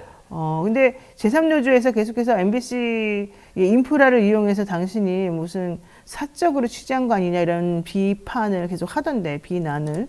좀 약간 좀 잘못되었다 이런 얘기가 있어요. 무슨 얘기일까요, 그게? 그러니까 MBC 인프라를 활용해서 뭔가 취재한 건 아니다 이런 취지겠죠? 제가 MBC에서 봉급을 받고 있었으니까 뭐 그거를 비판하는 건지 뭔지는 모르겠는데요. 뭐 네. 인프라를 활용한 건 없고요. 기자가 사람 만나고 취재하는 거야 어느 언론사 소속이든 다 하는 거잖아요. 네네. 어떤 시점이 되면 회사에 보고하고 발제하고 기사 쓰는 거고. 네. 예, 뭐 그렇게 해서 취재해서 발제하고 보고 한 내용입니다. 예. 좋아요. 그리고, 자, 예. 네. 그리고 킬되는 건 자연스러운 거잖아요. 기자들이 네. 뭐 아이템이 채택되기도 하고 흔히 이제 아이템이 이제 거절되는 걸 킬된다고 하는데 네. 뭐 정상적인 과정을 거쳤는데 MBC의 인프라를 활용했다라는 게 제 봉급을 얘기하는 건지 그 외에 다른 무슨 제작 과정에서 뭘 얘기하는 건지 모르겠는데 제작 과정에서 MBC의 인프라를 활용한 건 없고요. 예, 저는 그 시점에 계속 그 휴가였어요. 10월부터 계속 휴가였어요. 그래요? 그게 저희가 5년마다 1년 한 달짜리 휴가를 주는 게 있거든요. 네. 그래갖고 10월에 그 한 달짜리 사회문화체험이라는 휴가를 냈고 또 11월부터 그 퇴직할 때까지는 또 한 달 이상을 그 남은 연차 뭐 대휴 뭐 이런 거 있잖아요. 네. 그거를 연말이라서 다 소진시키라고 그래서 그 소진 기간 중에 그러니까 제가 인프라를 활용하고 싶어도 활용할 수 없어요. 휴가인데 무슨 뭘 인프라를 활용해요. 그랬군요. 네. 자, 근데 사실은 이제 서울의 소리 그 이명수 기자하고 같이 그 김건희 여사와 관련된 취재를 사실 여러 개를 하신 거잖아요. 말하자면은. 네네. 근데 그래서 처음에 그 MBC에서 보도하려고 할 때 최초로 이제 김건희 여사 녹취록이 나오고 막 이랬을 때 회사에서 불이익을 좀 많이 당하셨죠. 북경으로 그때 발령이 났었던가요? 어디 베트남 갔었던가요? 아니 그런 건 없습니다. 그런 건 없었었어요? 네, 네. 그때 그게 조금 불발이 되고, 그러니까는 방송이 한번 1회가 한번 방송이 됐고, 그렇죠. 그 다음 거 되려다가 이제 그게 킬됐고, 네. 그리고 난 다음에 외국 가시고 그랬던 거 아니었어요? 회사에서? 그거는 저기 육아휴직을 내고 쉬었습니다. 그 이후에. 예. 원래 낼 예정이었던 거예요? 그러면? 육아휴직은? 예. 예정이었나? 뭐 정확하게 그건 모르겠는데, 예정까지는 아니었는데 아무튼 좀 쉬고 싶어서. 예. 알겠습니다. 자, 김 로사님께서 장혜수 교수님 엄청 응원합니다 그랬는데. 예, 감사합니다. 네, 그 최재형 목사가 결국 이제 김건희 여사랑 이번에 직접 만나가지고 이번 보도가 이루어졌는데 최재형 목사하고 김건희 여사랑 왜 친분이 있는 겁니까? 지난해 1월부터 카톡을 주고받았다고 하거든요. 2022년 1월부터요. 예, 지난해 1월이니까 대선이 한참 뜨거울 때죠. 네. 근데 저도 카톡으로 사람이랑 그렇게 친해지는 게 잘 이해가 안 되는데 네. 카톡 내용을 보면 친해져요. 아, 그래요? 예. 와, 근데 진짜 이상한 게 나는 김건희 여사가 사실은 그때 이명수 기자랑 서로 친하게 대화 주고받고 뭐 이런 것도 그때 당시 엄청나게 본인은 공격을 당했었잖아요. 네. 그것 때문에 곤란 지경에 빠졌었으면 저 같으면 되게 조심하고 그다음부터 모든 걸 끊었을 것 같아요. 잘 모르는 사람이기도 하고 내 편인지 아닌지 확실하지 않다면. 근데 김건희 여사는 그런 거에 대한 그 경계심 이런 건 좀 없나 봐요. 그러니까 그게 저도 신기한데 작년 1월이면 네. 작년 1월이 그 스트레이트의 김건희 여사 그 보도가? 녹취록 7시간 보도가 네. 있었던 때거든요. 그 즈음부터 최재형 목사랑 카톡으로 카톡을 주고받기 시작하는데 그러니까. 이명수 기자하고도 기자랑 밤늦게 새벽에 통화하면서 친해진다는 게 좀 이상하잖아요. 네. 근데 최재형 목사하고는 카톡으로 새벽에 그 이런저런 얘기를 하면서 친해집니다. 그러니까 굉장히 뭐라 그럴까? 이런 얘기를 해도 되나 싶은 얘기도 하고 그 시간도 굉장히 이제 어떻게 보면 근무 시간이 아니라 새벽 네. 2시, 3시 뭐 이럴 때 막 이제 카톡을 주고 받으니까 사적인 시간이네요, 사실은 말하자면. 그렇죠. 뭐 근무 시간은 아닌데 네. 좀 그런 것 같아요. 김건희 여사가 사람들을 내 편으로 만들 수 있다는 자신감. 누구라도 그리고, 내가 움직이기만 하면. 그게 느껴져요. 그리고 이 사람을 활용해서 내가 뭔가를 얻으려고 하는 이명수 기자 때도 그랬고 최재형 목사 때도 그렇고. 근데 이제 이명수 기자, 최재형 목사 둘 다 공이 진보 진영에 있다고 알려져 있는 사람들이잖아요. 그러니까 그쪽하고의 관계를 트거나, 그쪽에 어떤 뭐라고 해야 될까요? 정보원을 심는다는 느낌 같은 걸로 나한테 그쪽 진영에 이제 돌아가는 그 어떤 뭐 정보나 이런 것들. 이명수 기자한테도 내 정보원 대라라는 그랬죠. 식의 제안이 있었던 거잖아요. 그러니까 최재형 목사도 이번에 방송 보시면 어떻게 보시냐, 진보 진영에 뭐 잘 안 들리는데 책임감을 갖고 계신 분으로서 요새 이제 뉴스 같은 거 보시면 어떻게 보시냐. 그러니까 항상 그런 얘기를 듣고 싶어 하거든요. 그리고 자신의 메시지를 전달합니다. 계속. 그분에게 상대방에게. 최재형 목사에게 이슈에 대한 자신의 메시지를 전달해요. 예를 들면 하나만 말씀드리면 이제 극우 보수 유튜버인 안정권 씨의 누나가 대통령실에 들어갔다가 그게 이제 이명수 기자 단독인데 그 기사를 쓰면서 이제 누나가 이렇게 나오잖아요. 그리고 뭐 안정권 씨는 구속되는데 예를 들면 나는 전혀 몰랐다. 내가 그렇게 하급 말단 직원 인사를 내가 어떻게 아냐. 알지도 못한다. 그러니까 언론에는 안 나왔지만 그런 식으로 이제 메시지를 전하는 거죠. 어머나. 그러니까 그렇게 본인의 결백, 말하자면 결백 같은 거를 이 사람의 입을 통해서 세상에 알려지기를 원하는 그렇죠. 그런 시스템이라는 거죠. 이제 나의 메시지. 이제 진보 진영에서는 자기 말 잘 안 믿어주는데 계속 그런 식으로 이제 메시지를 전하고 그게 이명수 기자 때도 그렇고 최재형 목사 때도 그렇고 동일하게 나타나요. 자신의 메시지를 전하고 근데 이제 메시지는 주로 다 거짓말인데 예를 들면 또 최재형 목사에게 카톡을 했던 얘기가 그 다 나와서 자기 학력이나 경력 위조에 대한 건 사과를 했잖아요. 그거 다 진보 진영의 작업이다. 나 너무 억울하다. 그게 그러니까 그때 과장하고 거짓말하고 이랬던 부분 그 당시 인정했지만 12월에 기자회견을 했는데 2월, 3월, 4월 카톡을 보면 그 대선 그 2월, 3월 이때 보면 이거는 그러니까 자신이 실수로 글자 하나 잘못 적은 걸 학력 위조라고 한다. 진짜 진보 진영 사람들 징그럽다. 어떻게 이렇게까지 악랄하게 이런 식으로 하는지 모르겠다. 이런 식의 얘기를 하죠. 믿어주길 바라면서. 그리고 또 이제 좀 정보를 받길 바라고. 그러니까 그겁니다. 그러니까 이게 친해지는데 사적이지도 않아요. 내용은 상당히 공적인 또 내용인데, 예, 그것들을 계속 얘기하면서 이제 한 5월까지 계속 친해지죠. 예. 그러니까 뭐 시끄럽게 세상에 문제가 되었다 하더라도 혹은 내가 그걸 인정해서 일부에 대해서 자신이 좀 잘못했다라고 겉으로는 말했을지언정 그것은 내가 그냥 그 당시 상황을 모면하기 위한 거지 진실은 또 아니었다 이렇게 밝히고 싶어 하는 건가 봐요. 학력, 경력, 위조, 경력 그게 없다는 거죠. 어머나. 그럼 왜 본인은 그런 말을 하고 미안하다고 그러고 그랬을까요? 뭐 그런 얘기는 안 해요?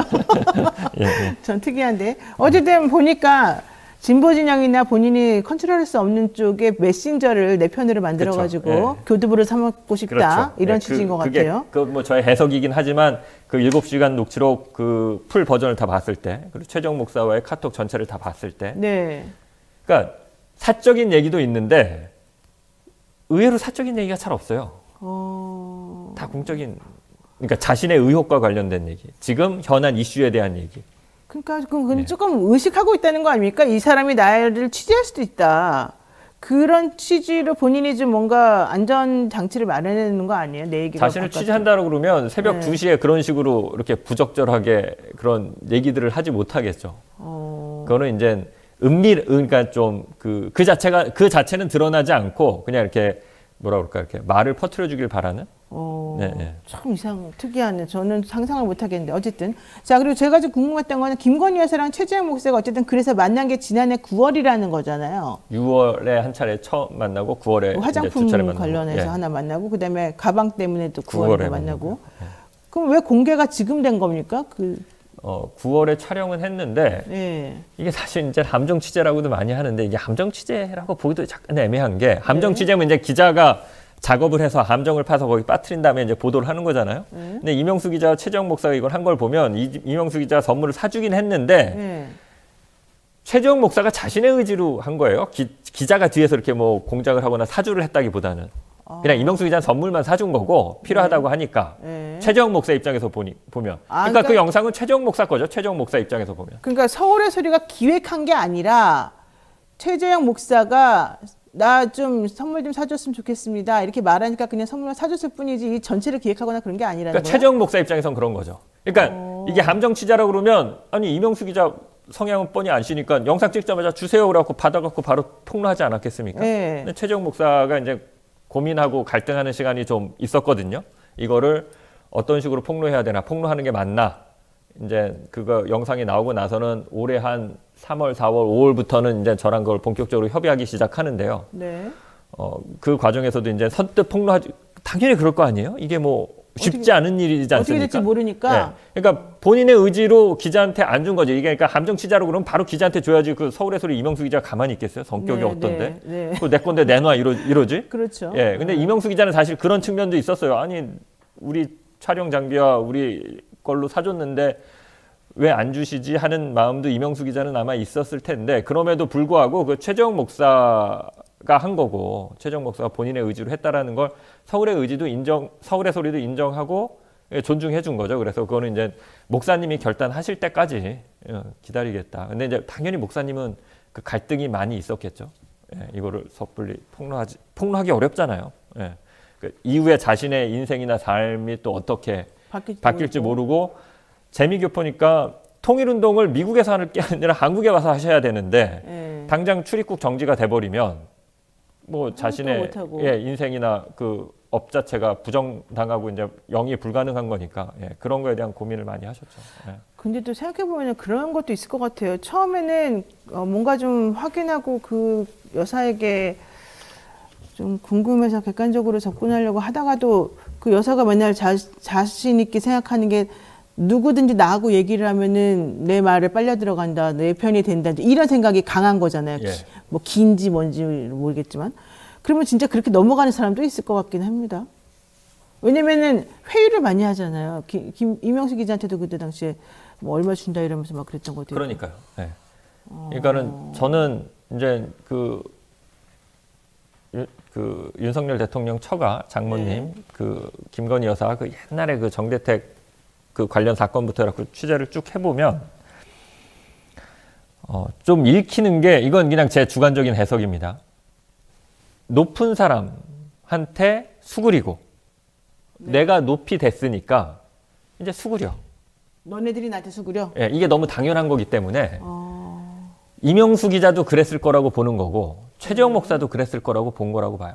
내가 이제 권력자, 유력 대선 주자의 와이프, 영부인, 그런 사람들 많을 테고, 그러니까 그런 사람 중에 하나 정말 예, 나한테 잘 보이고 어떻게 해서든지 뭐 한 자리 한다든지 뭐 이런 어떤 하다못해 영부인하고 네. 친하다는 것만 해도 대한민국에선 굉장히 큰 어떤 그 다른 뭐 이권이나 자리를 보장받지 않더라도 나 영부인이랑 친해. 네. 이것만 갖고도 사기칠 수 있는 나라가 대한민국이잖아요. 그러니까 예, 그런 식으로 자신감 있게 너도 그 중에 한 명이겠지. 그래갖고 이렇게 거느려주는 네, 이렇게 관리하면서 이렇게 그런 게 좀 보여요. 그래요. 그 서울의 소리라기보다도 어쨌든 최재형 목사가 김건희 여사에게 만나자고 여러 번 얘기했는데 계속 커트 당하다가 선물 사진을 보여주고 난 다음에 만남이 이루어진다는 거잖아요. 그건 예. 무슨 의미입니까? 첫 번째 만남은 잘 이루어져요.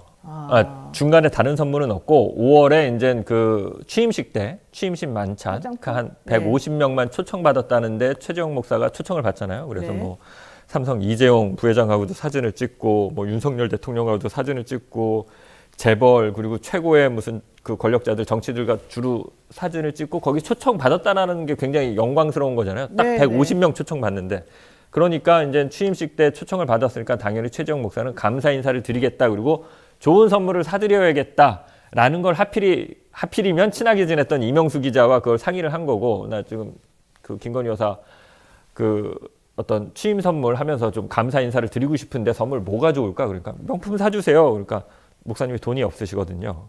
명품 사주세요를 누가 한 말이에요? 이명수 기자가요. 이명수 기자가. 김건희 여사 명품 좋아하니까 명품 사주세요.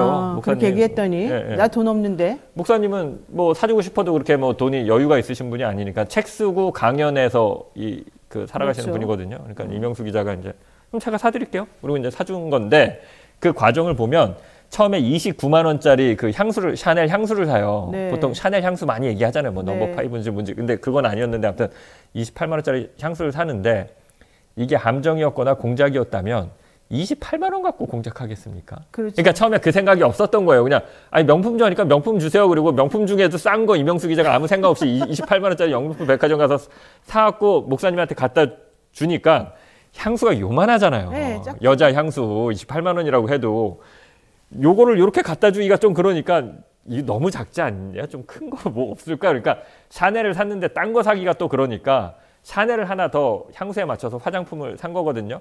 그러면서 이제 6월에 처음 한 번은 뭐 거절당하고 그런 건 아니고 자연스럽게 만납니다. 6월에 한 번은 당연히 이제 사진을 찍어서 보내고. 네. 그리고 이제 안 만나고 그런 과정은 그 이후에 벌어지는 거고요. 그 이후에 이제 목사님이 이명수 기자랑 상관없이 그러니까 싸구려? 그러니까 중저가 제품은 또 자기 돈으로 자기가 알아서 사서 사진을 찍어서 보내는데 이제 그럴 때는 만나자는 얘기가 없죠. 근데 그게 이해가 안 가는 게 솔직히 저 같으면 누가 만나자 그러는데 그냥 만난다 안 만난다 결정을 뭐 하더라도 사진으로 선물을 뭐 이렇게 딱 보여주는데 민망하게 만나주겠다 이렇게는 안 할 것 같은데 왜냐면 그 위치가 있잖아요. 그러니까 만나주겠다 이렇게 안 하는 게 아니라 그럼 큰일 나죠. 그러니까 안 되죠. 그러면 사실은 이거를 캡처를 해서 갖고 있다가 너 폭로할 거야? 그럴 수도 이러면 있죠. 어떻게 해요? 김영란법 위반 소지가 있잖아요. 네. 예. 그리고 그런 걸 받았다는 것 자체가 굉장히 부적절한 거고 대한민국 뭐 어느 나라나 그렇겠지만 권력자가 그런 걸 받는다는 건 김건희 여사가 권력자는 아니지만 아무튼 권력자의 배우자들이나 가족한테 로비를 하는 거니까. 그럼요. 네. 근데 김건희 여사는 참 특이하죠. 그래야 만날 수 있는 거죠. 너무 특이해요. 이상해요. 예. 그래야 만날 수 있는 거죠.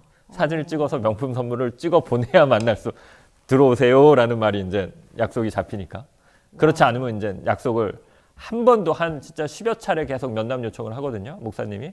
다른 건 아니고 목사님이 이제 통일운동을 하시니까 김건희 여사가 한번 그러면 들어와서 강연을 하셔라. 그리고 그 한남동 공관에 들어가잖아요. 그러면 거기도 좀 구경시켜 주겠다. 이런 얘기가 오가요. 카톡상에. 그러니까 목사님이 한남동 공관 언제 보여주실 거냐. 그리고 대통령실 직원들이나 한번 이 남북관계 너무 그렇게 긴장 일변도로 가는데 대결 일변도로 가는데 좀 그런 거에 대한 이제 좀 강연을 하고 싶다라는 의미로 작년 한 그 9월에 만나고 10월부터 올해 9월까지 한 1년여 동안 한 10여 차례 정도? 목사님은 10여 차례 아니라고 하는데 저도 나름대로 이제 뭐 한 며칠 상간에 이렇게 요청한 거는 그냥 한 해로 쳐서 네. 어떤 시기에 뭐 한 달이면 한 달 이렇게 끊어서 해보니까 한 10여 차례 되더라고요. 근데 이제 만난 게 2차례, 한 8, 9차례는 거절한 건데 공교롭게도 그 2차례는 다 명품 선물이 있었을 때만 만나준 거고 그 외에 어떤 뭐 강연할 수 있냐, 뭐 공간 한번 공간 한번 안 보여줄 거냐, 나 미국 가는데 가기 전에 한번 뭐 그래도 티타임 한번 네. 하지 않겠냐 이런 건 다 거절. 그래요. 그냥 그렇게 말로만 했을 때는. 아니 근데 그렇게 바쁘실 텐데 그분하고 카톡하고 싶은 사람이 한두 명이겠습니까? 김건희 여사? 근데 모르겠어요. 아무튼 거의 새벽 2시, 3시 이때 많이 카톡을 해요. 야, 진짜 특이하네요.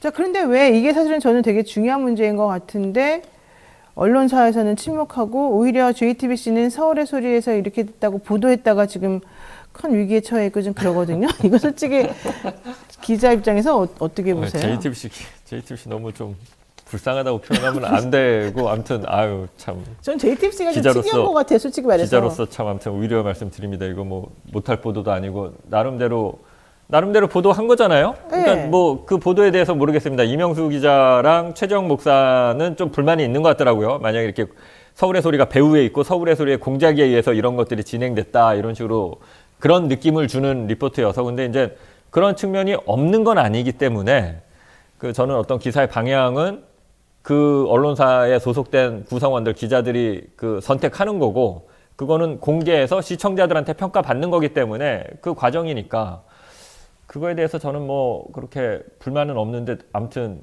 그런 보도조차도 이제 너희는 한번 혼나야 돼라고 이제 방심위에서 무슨 긴급 심의를 하니 많이 이러고 있으니 참 예, 아무튼 JTBC 구성원들 여러분 참 예. 그럼 기자님은 왜 MBC를 나오신 거예요? 솔직히.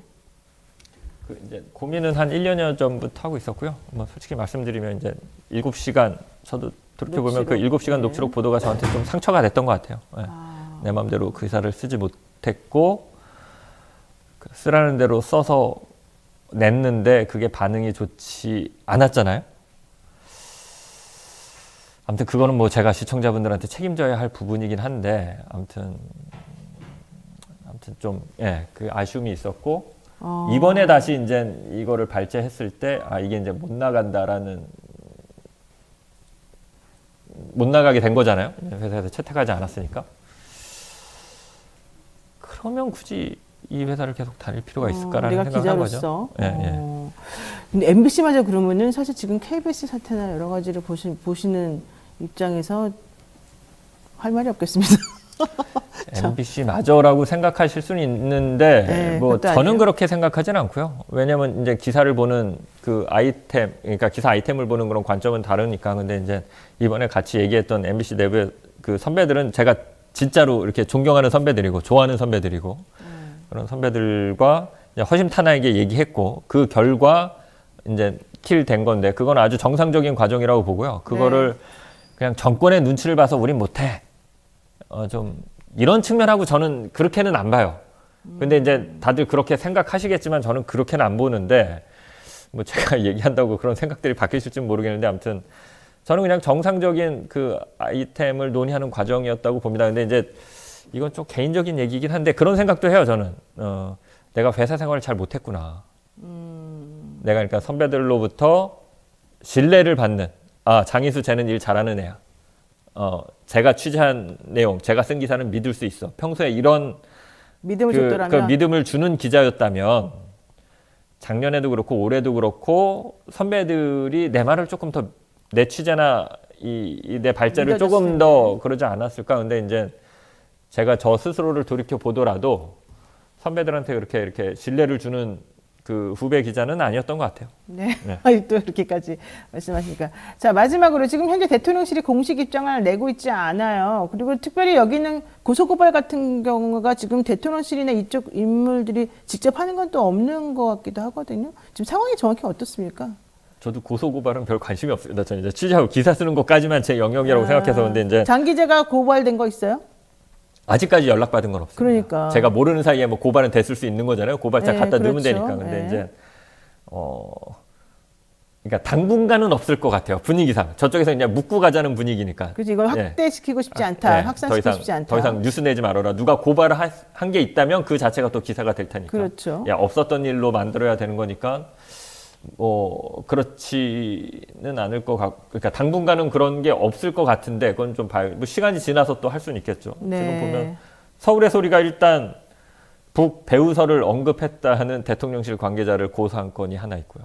서울의 소리가. 서울의 소리가 중앙지검에, 그러니까는 그 지금 보도 난 걸 보면 대통령실 관계자가 이거 북한이 그쵸, 뒤에 있을 수 있는 거 아니냐 뭐 이런 식의 언급을 했다라는 보도가 있잖아요. 맨날 그러니까, 북한만.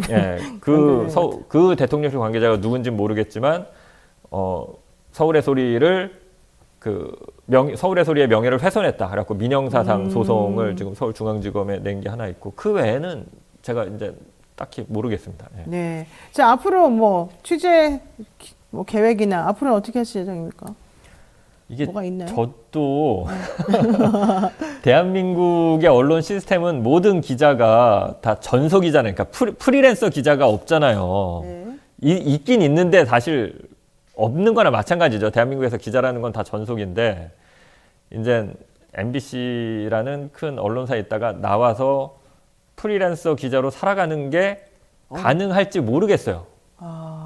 그러니까 가능한지 불가능한지 전 모르겠어요. 근데 제가 할 줄 아는 건 기자밖에 없으니까 기자로 살아가긴 해야죠. 그래서 당분간 이제 취재하고 기사 쓰는 건 할 일인데, 그래서 지금 그냥 되게 이상주의적이긴 한데 지금 러프하게 생각하고, 그러니까 좀 거칠게 생각하고 있는 게, 취재하고 기사 쓴다. 저는 매체 소속이 아니니까 네. 매체도 섭외한다. 어허. 내 기사를 보도해줄. 보도할 수 있는. 네, 매체를 컨택해서. 이제 뭐 작은 기사 같으면 그냥 어떤 특정 매체를 컨택해서 기사를 내면 되고, 이번 디올백 같은 경우는 그래도 국민들이 관심을 가질 만한 이제 네. 거의 특종이라고 볼 수 있는 보도잖아요. 이런 보도가 있을 때면 가급적 많은 매체를 컨택해서 같이 보도하는 방향으로, 네, 같이 보도하는 방향으로. 그러지 않으면 그 기성의 언론이 가지고 있는 어떤 특정한 정치 지형에서 특정한 그 그 기사에 대해서만 발현되는 그 침묵의 카르텔을 넘어설 수 없다. 예, 그럴 때는 좀 대한 매체들이 네.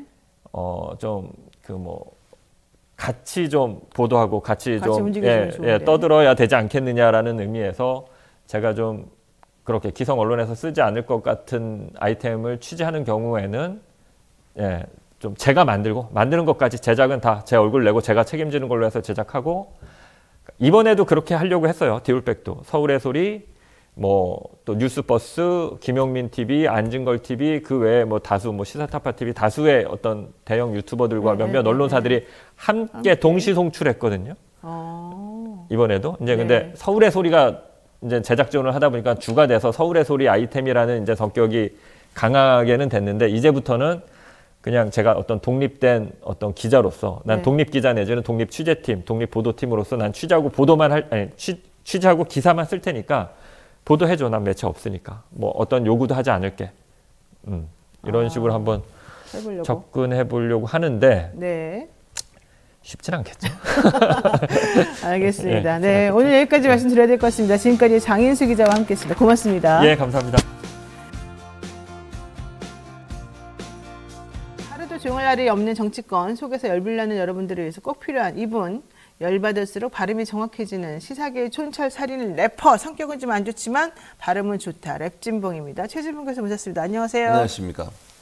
네, 성격이 안 좋다, 이 표현을 어떻게 생각하십니까? 동의하지 않습니다. 성격 좋은 사람입니다. 왕자 어린이께서 빵과 아이스크림 좋아하는 최진봉 교수님 응원합니다 그러는데 이게 다 유언비어예요. 노영이가 퍼뜨린 유언비어. 제가 아니라 서승만 박사가 퍼뜨린 거겠죠. 빵과 진짜. 크림빵 좋아한다, 이거는 서승만 박사가 얘기하는 거 아니에요? 남한테 단팥빵을 좋아합니다. 단팥빵이구나. 네. 남한테 주지는 않고 일단 받기만 한다. 뭔 이건 소리예요? 어때요? 누가 그런 소리? 뭐 준 적 있어요? 남한테? 많습니다. 뭐요? 누구, 노영이한테? 응. 뭐 잘한 일이 있어요? 뭘 주지? 그거면 안 좋다는 거네. 노영이가 성격이 안 좋습니다. 여러분 잘 몰라서 그러시는데요. 참 스스로도 그렇게 생각하시죠? 아니, 내가 너무 착하고 괜찮다고 생각해요. 할 말이 없습니다. 자, 자, 노영이가 착하다 1번. 최재명 씨가 잘못 말했다 2번. 1번이나 2번 아무거나 눌러주세요. 네. 자, 지난주 이동관 방통위원장이 사임했는데요. 공교롭게도 98일 만에 잘린 거였습니다. 솔직히 말하면. 스스로 사퇴를 했지만. 그러니까 형식이 그런데 그렇죠, 대통령이 결국은. 그냥 막 대노했다는 거 아니에요. 이동관 체제 방통위 어떻게 생각하시는지. 아니 뭐 이동관 잘 아시잖아요. 언론 탄압이죠. 언론 장악이고 이동관 방통위원장 되고 나서 방통위가 제대로 작동을 했습니까? 원래 정원이 5명인데 2명이서 다 모든 걸 처리했잖아요. 안건을. 의결하면 안 되는 거예요. 그거는. 아무리 법의 해석도들은 논란이 있다고 생각해요. 재적 의원의 과반수거든요. 재적을 어떻게 보느냐의 문제인데 정원이 5명이 2명 남았어요. 그게 재적이니까 2명이 만장일치래. 근데 나는 이해가 안 가는 게 이상인 부위원장이 판사 출신이란 말이에요. 맞아요. 어떻게 판사 출신이 거기 앉아가지고 그렇게 엉터리 같이 하면서 이게 아무 문제가 없을 거라고 생각하나요? 그러니까 저는 그게 웃기다. 그게 너무 이상해요. 저는 나중에 법적 처벌이 될 거라고 생각해요. 이런 식으로 처리한 모든 안건들이 과연 타당하냐 하는 문제에서 지금은 이제 윤석열 정부니까 그게 마음대로 할 수 있을지 모르지만 추후에 이거에 대한 이제 검증하고 또 조사하다 보면 다른 결과가 나올 거라고 생각합니다. 법조인이 돼가지고 그런 태도를 보이면 안 돼요.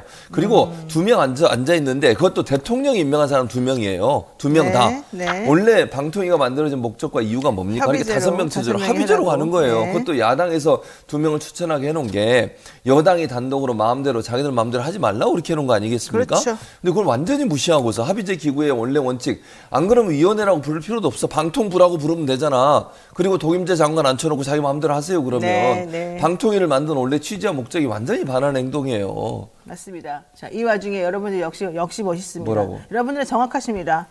아니 누가 착하냐 물어봤더니 그리고 최진명이 잘못했다는 2번, 노영이가 착하다가 1번이거든요. 여러분이 뭘 해도 다 괜찮은 건 나한테는. 생각해보세요. 부부간에도 살아봐야 아는 거예요. 몰라요. 사람을 겉으로 볼 때는. 보세요. 네, 산수박사 62님, 62년생인가 봐. 2번. 이거는 최진명이 잘못했다 이 뜻이겠죠? 김선영님 2번. 이것도 최진명이 잘못했다겠죠? 써니님 1번, 서원구님 1번, 밥하기 싫은 여자 1번. 1번 맞네. 1번이 많다고 노영이가 착하다. 둘 다 나한테 안 좋은 거잖아. 뭐야 이게. 원래 진행을 그렇게 하는 거예요. 다 나한테 좋은 것만. 편파적인 진행 같으라고. 네, 맞습니다. 편파적으로 하고 있습니다. 네. 자, 어쨌든 여러분 감사드리고요. 이렇게 웃으면서 하자고 제가 한 건데. 자, 중요한 건 이겁니다. 네. 이동관 체제 방통위가 정말 황당무계하게 됐고, 제가 말씀드린 것처럼 저는 분명히 이거 나중에 지금 정권에서 무서워서 어떻게 될지 모르겠지만 분명히 이거 다 무효 아니면은 잘못된 절차 때문에 그 절차에 관여해가지고 밀어붙인 사람들 법적인 처벌을 받을 수밖에 없을 것이다. 이렇게 생각하는데 왜 이상민 부위원장은 본인이 판사 출신인데 그런 것에 대해서 이렇게 위험부담을 안고 그렇게까지 하는지 솔직히 잘 모르겠어요. 근데 어쨌든 그럼에도 불구하고 이동관 씨를 민주당이 탄핵한다고 하니까 이제 그때서야 마지못해 어쨌든 그만두기라도 했잖아요. 하면서 하는 말이 제2, 제3의 방통위원장 이동관 또 나온다. 야, 이거 저주입니까 뭡니까? 아니, 그러니까 저는 이게 미리 알고 있었다고 생각해요. 그러니까 이 얘기를 한 게 27일이에요. 그리고 탄핵안이 올라온 28일이고요. 그러니까 하루 전에 이미 알고 있었던 거야. 자기는 그만둘 걸 생각하고 있었어요. 그 민주당이 탄핵안을 올릴 거고 탄핵안을 올렸을 때 본인은 이제 어쩔 수 없이 그만둬야 되는 상황이 되는 거잖아요. 네. 근데 그리고 나서 사임을 했어. 그게 무슨 의미겠습니까? 저는요. 28일 날 참 죄송합니다. 28일 날이 무슨 날이었냐면 그 YTN 관련해서 인수하는 거 있잖아요. 네. YTN 인수에 대해서 보류를 한 날이에요. 심사 보류한 날. 그 왜 28일 날 그러고 27일 날 얘기했겠냐고요. 저는 이동관 방통위원장의 꼼수라고 생각합니다. 전 방통위원장의. 본인이 지금 우리가 얘기 나눴던 거예요. 만약에요. 유진에 넘겨주는 것을 거기서 의결을 하잖아요. 최종적으로 나중에 문제가 되면 누가 책임지겠어요. 그때 의결했던 사람이 책임을 지는 거예요. 그러니까 대통령실에서 여기에 대해서 좀 불만이 있다고 얘기 들으셨죠. 이렇게 그냥 결정 안 하고 보류를 해놓은 건 상태에 대해서. 자기가 책임 안 지려고 하는 거예요. 그러니까. 이동관 입장에서는 이동관이 도망간 거지. 그렇지, 그렇지. 왜냐면 자기가 그걸 결정해놓고 하면 나중에 문제가 돼서, 왜냐면 이게 보통은요, 최대 주주 변경 승인 같은 경우는 3개월 정도 걸려요. 철저하게 조사하고 공정성 잘 할 수 있는지 살피고 해야 되는데 2주 만에 결정을 했어. 맞아요. 근데 압박이 이제 대통령실에 내려갈 수 있다고 저는 보거든요. 근데 방통위원장 입장에서 자기 그만둬야 되는 상황이야, 지금. 근데 이걸 처리하고 가서 나중에 문제가 되면 본인이 모든 책임을 다 뒤집어 써야 돼요. 네. 그러니까 이동관 입장에서는 이걸 보류하고 모르겠다. 다른 사람, 다음에 온 사람이 해라 하고 하면서 본인은 나간 거예요, 그냥. 그래서 저는 이동관 전 방통위원장 이런 태도를 보인 것도 이게 법적으로 문제가 될 수 있다는 사안을 본인도 인식한 거예요, 지금. 그런 상황에서 본인이 처리를 안 하고 보류하고 나간 것은 나중에 법적 처벌로부터 본인이 좀 피해보려는 의도가 있지 않나 지금 생각이 오히려 든다는 되게 거예요. 마음 편할 수도 있어요. 이동관 위원장은 이제 나는 벗어났다, 책임에서. 그렇지. 오히려 행복해할 수도 있어요. 그럴 수 있죠, 충분히. 자, 그래서 지금 후임이 중요하다는 건데요. 네. 사실 이 시스템이 이상하다고 제가 말씀드렸지만은 이동관 전 위원장, 이동관 씨는요, 취임일이 8월 28일이었는데 그때부터 지난달 29일까지 한 달, 두 달, 석 달 넘을 때까지, 석 네. 달이죠. 안건 36건을 다 심의 의결했어요. 2명이서. 36건을. 근데 방통위법에 보면 제적위원 과반수 찬성으로 해결돼야 되고, 원래 전체가 5명이니까 3명은 무조건 찬성해야 되는 건데, 그렇죠, 기본적으로. 자기네는 이제 2명이 왔으니까 2명이 만장일치다. 해석을 그렇게 마음대로 주장을 그렇게 하는 하죠. 거예요. 네. 이거 있을 수 없는 일이고, 이게 2008년도에 방통위가 만들어졌는데 2017년도에 딱 한 번 그런 적이 48일 있었죠. 동안 2명에서 그냥 있었어요. 그때 나머지 3명 의결 없는. 아무것도 의결 안 했어요, 그때. 네, 그때 의결을 안 했다는 게 네, 중요해요. 그럼요. 네, 이때가 이제 어느 때였느냐 하면은 박근혜 탄핵되면서 이제 그 복잡한 그 시기였단 네. 말이에요. 그러니까 그렇게 안 해야 돼요, 원래는. 당연히 안 해야죠, 5명이 안 의결을. 되니까. 당연하죠. 정원이 안 찼잖아요. 그러니까요. 근데 그거를 무시하고 지금 2명 남았는데 2명이 다 전화를 치니까 이 말이 맞지, 만장일치야 이러고 넘어가는 건 말이 안 된다는 거죠. 자, 어쨌든 중요한 건 결론적으로 지금 새로 들어온다는 사람이 오기까지는 한 명이 지금 한 명이 사는 모든 걸 거죠. 다 해야 돼요. 이상임 지금 부위원장이. 예. 자, 연말에 KBS2, SBS 이런 등등의 방송사들 재허가 받아야 되는데 이거 되겠습니까? 안 돼요. 안 돼요? 그러니까 이럴 수는 있어요. 그러니까 저는 재승인도 마찬가지예요. 재승인 같은 경우는 심사위원회 꾸려가지고 거기서 심사 결과가 나오면요, 그걸 가지고서 방통위 전체 회의를 통해서 어느 정도까지 몇 년을 재승인해 줄지, 또 조건부를 할지 그냥 재승인을 할지 이걸 다 결정해야 돼요. 근데 혼자서 다 한다? 이건 독재지. 아니 이게 말이 안 되잖아요. 방통위 전체 회의를 통해 최종 결정을 내려야 돼요. 근데 문제는 뭐냐면 시간이 별로 없어요. 왜냐면 이게 그 승인 날짜가 제한된 게 얼마 안 남았단 말이죠. 그래서 저는 지금 상황에서 할 수 있는 방법은 지금 민주당이 2명을 추천할 수 있고 국민의힘 3명을 추천할 수 있어요. 이 사람들을 빨리 추천을 해서 4명이 구조로 만들고, 그렇게 되면 논란이 없는 사안은 통과가 가능해요. 예를 들면 아주 크리티컬하게 뭐 문제가 되는 방문진 관련된 이런 문제는 통과를 못하지, 2대2가 되는 거니까. 민주당이 2명을 추천하고 국민의힘 3명 추천하잖아요. 이준석이 이미 추천돼 있는 걸로 저는 알고 있는데, 그렇게 되면 4명이 형성되면 2대2 구조가 돼요. 우리도 들어갑시다. 우리도 우리라 추천해달라고 합시다. 우리 둘이? 네. 아, 방통위원. 여기서 그렇다고 내가 뭐라고 얘기할 수는 없잖아. 좋아요. 본인이 얘기하세요. 좋아요. 그럼 되지 왜? 아니 왜냐면 방통위는 한 명이라도 공석을 남겨두고 있을 수는 없다. 아주 급하다. 이렇게 대통령이 말하면서 지금 김홍일 씨를 내정하겠다는 얘기잖아요. 그렇게 얘기하고 근데 있죠. 그동안에 최민희 의원 같은 경우는 7개월 7일인가를 계속 아무것도 안 하고 임명을 있었고, 했죠. 또 야당 의원으로 야당에서 또 추천한 다른 사람들도 지금 아무것도 안 하고 있어요. 그분들은 그러면 가만히 내버려둬도 상관이 없고 오로지 이동관 그 자리만 지금 채워야 될 그 사람만 급하다고 말하나? 이거 말이 안 되는 말이 안 거거든. 되죠. 그러니까 민주당에서 이제 국회에서 통과를 시켜야 돼요. 빨리 일단. 다시 이제 해야지. 그러니까 민주당에서 국회를 통과시켜서 3명을 지금 국회에서 추천할 수 있거든요. 네. 그럼 대통령이 임명을 하는 거니까 그렇게 3명을 추천해서 임명하면 2대2 구조가 4명이 돼요. 그렇죠. 위원장은 나중에 네. 인사청문회 해야 되니까. 그런 구조로 가면 이거 처리하는 데는 별 문제가 없어요. 왜냐하면 재승인 심사 같은 경우에는 뭐 크리티컬하게 그렇게 문제가 되는 사안은 그렇죠. 아니거든요. 그렇기 때문에 제가 볼 때는 지금은 할 수 있는 일은 국회가 빨리 3명의 위원들을 추천해서 방통위가 4명의 구조라도 일단 하게 만들고, 위원장이야 이제 지명을 하고 나서 인사청문회 하고 그리고 절차를 밟아야 되잖아요. 시간이 좀 필요해요. 제가 볼 때 한 달 정도 시간이 필요하기 때문에 그 사이에 공백을 메꾸기 위해서는 국회가 3명의 위원들을 추천하고, 그냥 2명을 민주당, 1명을 국민의힘 추천할 수 있거든요. 네. 그 구조로 가면 4명이 구성될 수 있다. 그렇게 되면 처리하는데 크게 문제가 없을 거라고 봅니다. 근데 이게 조금 그런 게 있어요. 김홍일 예정자가 지금 위원장으로 될 가능성이 높지만 네. 이상인 부위원장이 실탁을 해가지고 지금 김홍일로 넘어간 거거든요. 뭐 그런 얘기가 있더라고요. 근데 김홍일은 솔직히 말해가지고 법무부 장관 하고 싶지 방통위원장 하고 싶은 사람이 아니에요.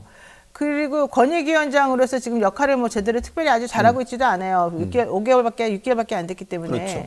근데 본인이 그럼 조금만 버텨서 한동훈이 나가고 나면 그 자리를 내가 가서 법조인의 꿈인 법무부 장관 해보고 싶다. 이거일 텐데 방통위원장으로 가게 되면 자기 손에 자기 칼에 엄청나게 피를 묻혀야 되는 거예요. 지금 산적해는 문제가 하도 많아가지고. 게다가 방통위원장의 가지고 있는 권한이나 이런 것들이 물론 이제 엄청 크긴 하지만 법무부 장관이 휘두를 수 있는 칼이나 이 돈이나 이런 걸 비하면은 진짜 조족지혈이거든요. 그러면 김홍일 입장에서는 난 하기 싫어. 솔직히 이런 생각이 드는 거지. 그런 얘기가 있었어요. 그러니까 그래서 고사를 하고 있다는 얘기가 흘러나왔고요. 이상임 부위원장도 고사하고 있다는 얘기가 흘러나왔고 물론 뭐 사실관계 모르겠어요. 근데 두 사람 다 이렇게 안 하려고 하는 게 방금 그 얘기예요. 방통위원장으로 봤을 때 나중에 책임을 져야 된다니까. 그리고 특히 책임 문제가 심각하거든요. 당연하지. 어떤 결과를 내든 어떤 의견을 하든 그 문제에 대해서 나중에 조사가 들어가면 수사가 들어가면 조사가 들어가면 책임을 져야 할 상황이 되면 네. 자꾸 고사를 하는 거야. 네. 근데 최근에 흘러나온 얘기는 김홍일 지금 뭐 권익위원장 입장에서 어느 정도 받아들였다는 얘기가 나오고 있어요. 그건 뭐 사실관계 모르겠지만. 예. 그래서 그게 이제 사실이라고 하면 오늘 뭐 아침에 벌써 기사에는 오늘 뭐 지명할 게 유력하다 이렇게 보도가 떴어요. 물론 사실관계는 지켜봐야 되겠죠. 그래서 김홍일 위원장 쪽으로 갈 가능성이 저는 있다고 보고 문제는 뭐냐면요. 그럼 김홍일 위원장이라는 사람이 권익위원장이라는 사람이 방통위원장으로 볼 수 있는 자격이 있느냐 저는 없다고 봐요. 아니 대체 김홍일 지금 현재 권익위원장이 방송에 대해서 통신에 대해서 무슨 전문성이 있는 거죠 대체? 아니 자기가 검사를 했으니까 법 전문가라는 걸 인정을 해줄게요. 그거 인정하는 거 빼고 나머지 그럼 방송이나 통신에 대해서 무슨 전문성을 갖고 있냐고요. 아무나 그냥 꽂으면 되는 거야 방통위원장을? 네, 그러는가 봐요. 무슨 말이 돼요 그게. 방통위가 얼마나 전문성이 요구되는 그런 인문데요. 일단 전문가들은 좀 제끼는 분위기 같아요. 그러니까 웃기다는 거예요 그게. 보통 그래서요. 방통위원장들이 전문가가 아닌 사람이 와가지고 문제가 된 게 뭐죠? 3년 임기거든요. 1년 반 정도 반 정도는요 공부하다 끝내요. 뭘 맞아요. 몰라. 그러니까 오면 정책이 어떻게 되는지 그게 정책이 하루아침 이루어진 게 아니잖아요. 아주 오래전부터 이러이러한 정책들이 있었고 이게 변화되어 왔고 방송 시장이나 통신 시장도 엄청나게 바뀌고 있잖아. 거기에 맞는 정책들에 대해서 공부를 해야 돼. 모르니까. 그럼 반 지나가요. 네. 그리고 그러다 보면 누구한테 휘둘리겠어요? 사무처 직원들한테 휘둘려요. 왜냐면 뭘 모르면 사무처 직원들 이게 맞습니다. 이렇게 하세요 하면 이렇게 하는 거예요 그냥. 그렇게 할 수밖에 없잖아. 그렇죠. 위원장이라는 사람이 물론 세부적인 일을 하는 건 아니지만 방향성을 정해주고 어떤 정책을 결정할 때 마지막 결정권을 갖고 있는 사람이 위원장이라는 사람이에요. 근데 그 사람이 전문성이 없는 사람이 앉아있으면요. 제가 그야말로 허수아비로 앉아있고 하는 일 딱 하나. 위에서 지시 내려온 거 시행하는 일밖에 없어요. 근데 그게 불법인지 잘못된 일인지 방송이나 통신상에 어떤 영향을 미치는지 고려를 못해. 아는 게 없으니까. 그렇기 때문에 전문가가 가야 되는 자리인 거예요, 여기는. 근데 그런 전문가도 아닌 사람을 그냥 내려 꽂겠다? 자기 마음에 들고 말 잘 들을 사람? 친분 있는 사람? 이런 식으로 인사를 하면 어떻게 하냐고요, 대체. 이번에 개각도 마찬가지야. 아니, 경제 전문가, 경제학과 교수를 보훈복지, 그거? 있잖아, 보훈처 옛날에. 지금 부자나 무슨. 거기에 장관으로 앉혀. 박민식이 있는데. 그 자리에 그분 경제학과 교수예요. 나도 아무 데나 나도 법무부 장관 할 수 있겠네 그럼? 그러니까 신방과 교수인데? 안 시켜주잖아요. 시켜주겠죠 물론. 자, 호호님께서 이럽니다. 전문성이요? 텔레비전 많이 봤나 보네요. 김동준님이요. 수십 년 했으면 가능하다는 논리 같은데 내셨습니까? 이 두 분 말에 따르면 나는 완벽한 전문가야. 그렇죠. 엄청나게 많이 보고 있어요. 수십 년도 엄청 잘 내고 있어요. 그러면 안 된다고요. 그러면 안 된다고요. 지금 그 얘기를 꼭 하고 싶었던 것이고요. 그래서 최민희 의원이 본인이 이번에 꼭 국회의원이 돼서 법 과방위를 꼭 가고 싶다 이 얘기도 했고요. 네. 또 김현 의원도 나도 방통위 의원으로서 과방위로 혼자서 막 열심히 했으나 결국 안 됐는데 마지막에 5일 단식하고 끝났는데 나도 과방위를 가서 뭔가 좀 보여주고 싶다 이렇게 얘기했고 전현희 전 위원장은 나 국민권익위원장 했는데 김홍일 데려다 놓더니 갑자기 또 김홍일은 방통위원으로 차출하냐 김홍일 원장을. 응? 나는 법사위 가가지고 한번 모든 걸 뒤엎어버리고 싶다. 이런 포부들을 지금 밝혔습니다. 자, 요 얘기 또 해볼 수밖에 없습니다. 방심이 가짜뉴스 센터가 JTBC의 김건희 여사 명품백 수수 의혹 보도에 대해서 신속 심의한다. 이게 단독으로 세계일보에서 나왔던 보도잖아요. 네, 맞습니다. 근데 어제 있었던 이 회의에서 그 야당 추천의 방심위원장이, 그러니까 방통심의위원회가 열렸는데 그 위원이 류희림 위원장에게 아니 이 JTBC가 원래 처음에 종편에서 하는 종편이니까 종편 쪽으로 이 심사하는 내용으로 들어갔는데 이게 갑자기 가짜뉴스 심의센터로 넘어갔다. 누가 넘긴 거냐? 이 절차를 당신이 아니냐 물어봤어요. 그러니까 모른다. 그렇죠. 어떻게 모를 수가 있죠 위원장이? 나 모른다 그랬어요. 그러면 당신이 모르는데 이게 어떻게 갔습니까? 그것도 모른다.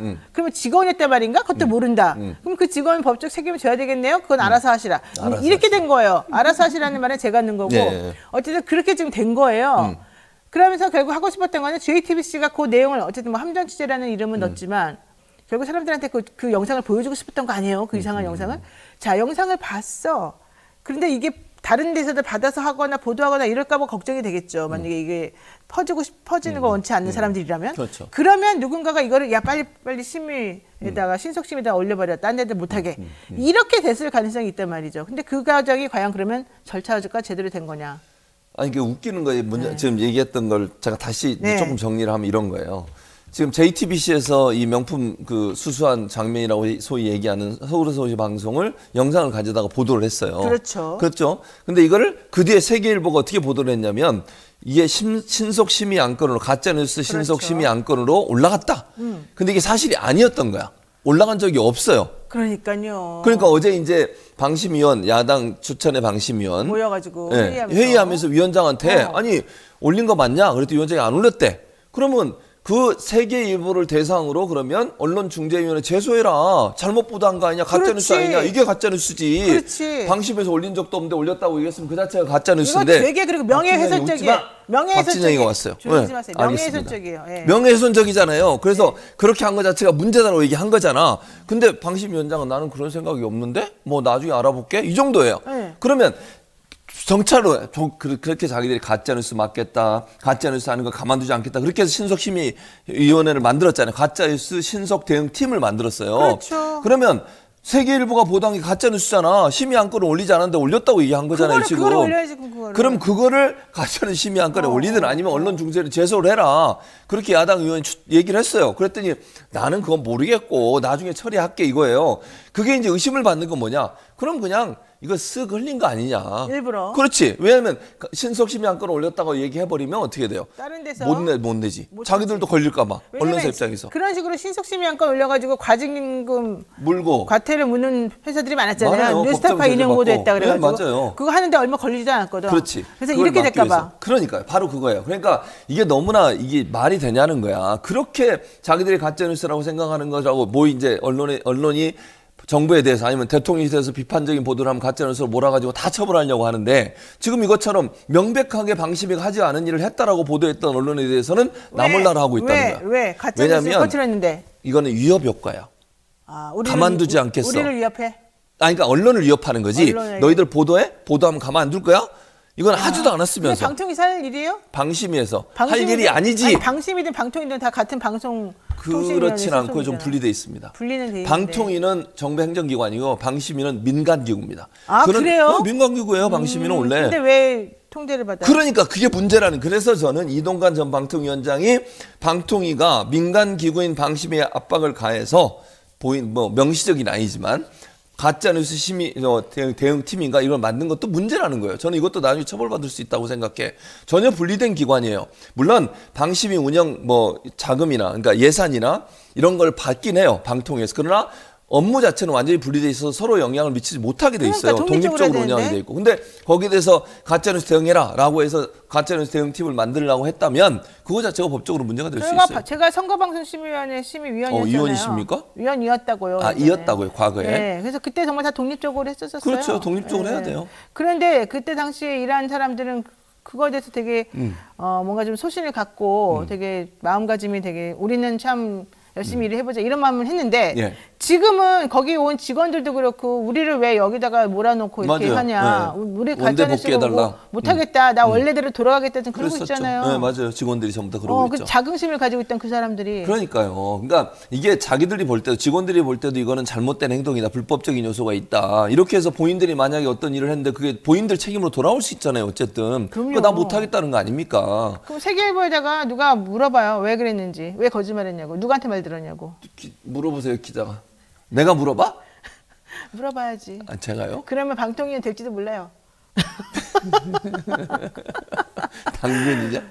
자, 그럼요. 다 사람이 뭔가 이루고 싶으면 또 자기도 희생하는 게 있어야지. 자, 최초로 명품백 수수 의혹을 보도한 장인수 기자는 서울예술 유튜브에서 신속 심의할 거면 원자료를 공개할 용의가 있다. 나를 조사해라 이랬어요. 네. 우리 기자님, 우리 PD님, 우리도 장인수 기자 한번 좀 불러가지고 물어봐야 될 것 같아요. 이거 내가 진짜로 물어보는 거. 서울예술이는 신속심의 대상이 아니라는 거 아니에요. 그렇죠. JTBC만 지금 신속심의 대상이라는 거잖아요. 맞아요. 왜? 왜? 이게 원본 나올까봐. 제가 볼 때. 아, 원본 나올까봐? 이게요, 이거 잘못 건드린 거예요, 장인수를. 그렇죠, 왜냐면. 그렇죠. 장인술 지금 이 갈고 있어요. 제가 볼 때는 서울호수리에서 이거 전체 원본 중에요. 편집을 했을 거예요. 근데 그 편집이라는 게 아주 이상하고 정말 좀 이게 자극적인 거 빼고 했을 거야. 그렇죠. 아주 그냥 담백하게 김건희 여사가 이제 그 사람만 그 최모 목사라는 분 만나는 거 그다음에 이제 전달하는 과정만 했지 그 안에 여러 가지 행동을 했지 않겠어요? 저는 있을 거라고 생각해. 그런 부분들이 정말 괜히 또 이게 나가면 이렇게 너무 한 사람에 대해서 그런 거 아니냐 이런 이제 논란이 되는 거 피하기 위해서 뺐을 거예요. 그걸 다 원본 공개해 보세요. 더 좋아지겠어요? 나빠지겠어요? 여론이. 저는 이게 대통령실이나 김건희 여사한테 전혀 도움이 안 돼요. 원본 전체를 공개하는 것은 온갖 말들이 나올 거 아니야. 온갖 행동과 태도들이 나오고 뭐 일부 흘러나온 얘기들도 있어요.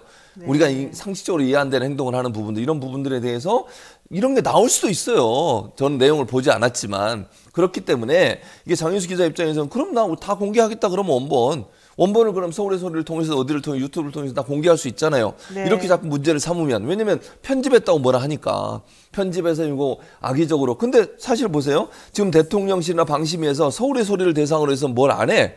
아무것도 안 해. 나올까 봐. 원본 공개할까 봐. 오히려 건드리면 벌집을 쓰신 그렇지. 거다. 그렇게 될 수 있다니까요. 원본에 어떤 내용이 뭐 있는지 모르잖아 우리가. 근데 전체 원본을 다 공개했을 경우에 그게 과연 도움이 되겠냐는 거야. 제가 볼 때는 대통령실이나 김건희 여사한테 전혀 도움이 안 되는 내용이 있을 수 있다는 거야. 그런 부분들 때문에 어찌 보면 서울에서는 건드리지 못하고 다른 언론들이 이걸 다시 퍼날르는 그러니까 다시 보도하는 걸 막고 싶은 거예요. 그러니까 서울의 소리만 보도하게 놔두고 다른 언론들이 보도 못하게 하려는 시도다. 그렇게밖에 안 보여요. 그럼 서울의 소리만 좋겠다. 좋은가? 아니 근데 많이 알려져야지 이게 이런 나쁜 행동을 한 거가 아니 말이 안 되잖아요. 고위공직자의 부인이라는 사람이 넙죽넙죽 주는다고 다 받으면 돼요? 이거 취재 윤리가 어쩌고 그러던데 그건 상관없나요? 뭔 취재 윤리? 아니 진짜 어처구니가 없네. 아니 고위공직자나 이런 사람들이요 어떤 행동이 국민적으로 비판을 받거나 불법적인 요소가 있다고 하는 행동들을 공개적으로 하겠어요? 그럼 공개적으로 안 하는 행동을 밝혀내려면 어떻게 해야 돼? 몰래 가서 취재해야지. 알려주고 가? 자, 노영희 변호사가 만약에 고위공직자인데 제가 이 선물 드릴게요. 자, 찍습니다. 이런 받겠어요? 제가 이해가 안 가는 게 그렇게 한 거예요, 지금. 왜냐하면 카톡이 다 남아있고 서로 주고받는 게 사진도 보내고 전송도 해줬고 그렇죠. 나 언제까지 가겠습니다. 어머 이런 걸 뭐 이러면서 이게 다 기록이 다 남잖아요. 근데 이해가 안 가는 거는 그분은 예전에 대선 전에 이명수 기자랑 그렇게 사적으로 통화하고 카톡 주고받고 이런 거가 기록이 하도 많이 남아가지고 한 번 그때 곤욕을 치렀잖아요. 그렇죠. 그럼 나 같으면 절대 개인적으로 카톡이 오든 텔톡이 오든 뭐라 오든 문자 오든 답도 안 하고 아무것도 안 할 것 같아. 직접 연락도 안 하고. 그래야지 빠져나가지 나중에라도 혹시 모르니까. 근데 왜 이분은 그런 거를 무서워하지 않고 그 막 깨알같이 이렇게 다 답도 해주고 서로 왔다 갔다 하는 내용이 다 나오게끔 하고 그러죠? 혹시 이제 남편이 검사해서 문제가 없을 거라고 생각했나? 아, 그렇게 생각하는 사람이 의문이에요, 의문. 그렇게 생각하는 사람이 많구나. 내가 생각했다는 게 아니고 했나? 아니 이렇게 생각하는 사람이 많다니까요. 질문해요, 질문. 이렇게 생각하면 많다고요. 그렇게 생각하지 않겠습니다. 많다고요. 네, 알겠습니다. 그 교수님이 그렇게 생각한 게 아니라 수많은 사람이 생각한 게 아니고 했나? 이렇게 물어봤다고요. 왜 그러세요? 수많은 사람들이 다 이렇게 물어봐요, 나한테. 네, 알겠습니다. 법조인한테 물어본 거예요, 저는. 네, 물어보지 마세요. 자, YTN 유진그룹 주주빙의 보도가 됐고 연합뉴스 TV 경우에 을지학원에서 신청을 처리했습니다. 연합뉴스에서는 이렇게 얘기합니다. 단단할 우리가 이렇게 취약하게 금방금방 넘어갈 수 있는 상황이었다는 것에 대해서 내가 다시 한번 깨달았다. 그리고 또 YTN도 마찬가지고 우리가 보기에는 보도 채널들은 정말 다 중립적이고 독립적이고 객관적일 줄 알았는데 그냥 이렇게 휘둘리고 저렇게 휘둘리고 이제 그러는군요. 그러니까요. 아니, 그러니까 그래서 사실은 그 준공영방송이라고 불렀어요. YTN이나 연합뉴스를. 이유가 뭐냐면 정부가 최대 지주가 되고, 그러니까 정부가 된다는 말은 뭐냐면 정부가 주식을 갖고 있는 공기업에서 최대 주주를 하면 이게 흔들리지 않잖아요. 근데 일반 회사들이 만약에 지분을 인수를 해가지고 회사의 주주가 되고 최대 주주가 되면 어떻게 되겠어요? 자기들이 원하는 방향으로 방송을 끌고 갈 수 있잖아요. 그 대표적인 예가 서울신문이고요. 대표적인 예가 지역 민방들이에요. 지역 민방들을 보면요. 대주주가 대부분 건설사들이 많아요. 네. 그런 언론사들이 그 건설사에서 비판적인 보도를 할 수 있겠습니까? 서울신문은 나중에 모 건설사가 인수하고 나서 그 건설사 관련된 안 좋은 보도 기사를 다 없애버렸잖아요. 네. 그게 대표적인 사례예요. 그러니까 공기업이 갖고 있으면 주식을 공기업 입장에서는 정부가 중립성만 잘 지켜주면 그러면 사실은 어떤 회사가 들어와서 마음대로 그 언론사를 좌지우지할 수 없게 만드는 거잖아요. 그렇죠. 그래서 준공영형으로 하는 게 좋다고 저는 봐요. YTN이 그렇게 운영돼 왔고, 그런데 이번에 이제 YTN을 유진그룹에 넘기려고 하는 그런 시도를 하고 있는 거잖아요. 보류가 되긴 했지만 심사위원회에서는 적격으로 해서 넘어왔어요 이미. 네, 맞아요. 그럼 방통위에 나오면 이제 나중에 누가 될지 모르는 방통위원장이 임명되고 나면 그걸 통과시킬 가능성이 있다는 거예요. 네. 이런 상황이 되면 유진그룹이라는 회사는 기업이에요, 기업. 기업 입장에서 원래 목적이 뭡니까? 돈 버는 게 목적 아닙니까? 그럼 정치 권력, 현재 권력과 관계가 틀어지게 되면 돈 버는데 도움이 되겠어요? 안 되겠어요? 그러니까 좋은 관계를 맺으려고 하겠죠. 네. 그래서 경제 권력은 늘 정치 권력과 결탁하고 함께 가는 경향성을 보여주고 있어요. 그런 상황이랑 YTN의 회사의 주주가, 그러니까 일반 회사의 대주주가 되는 경우가 됐을 경우에는 정치 권력의 각을 세우기보다는 비판적 입장보다는 함께 가려는 시도를 할 가능성이 높아지기 때문에 그런 위험성을 줄이기 위해서 결국은 공영적 성격이 강한 그런 대주주가 있을 필요가 있다는 거죠. 알겠습니다. 오늘 여기까지 해야 될 것 같습니다. 지금까지 최진봉 성공회대 교수와 함께 나눴습니다. 고맙습니다. 감사합니다.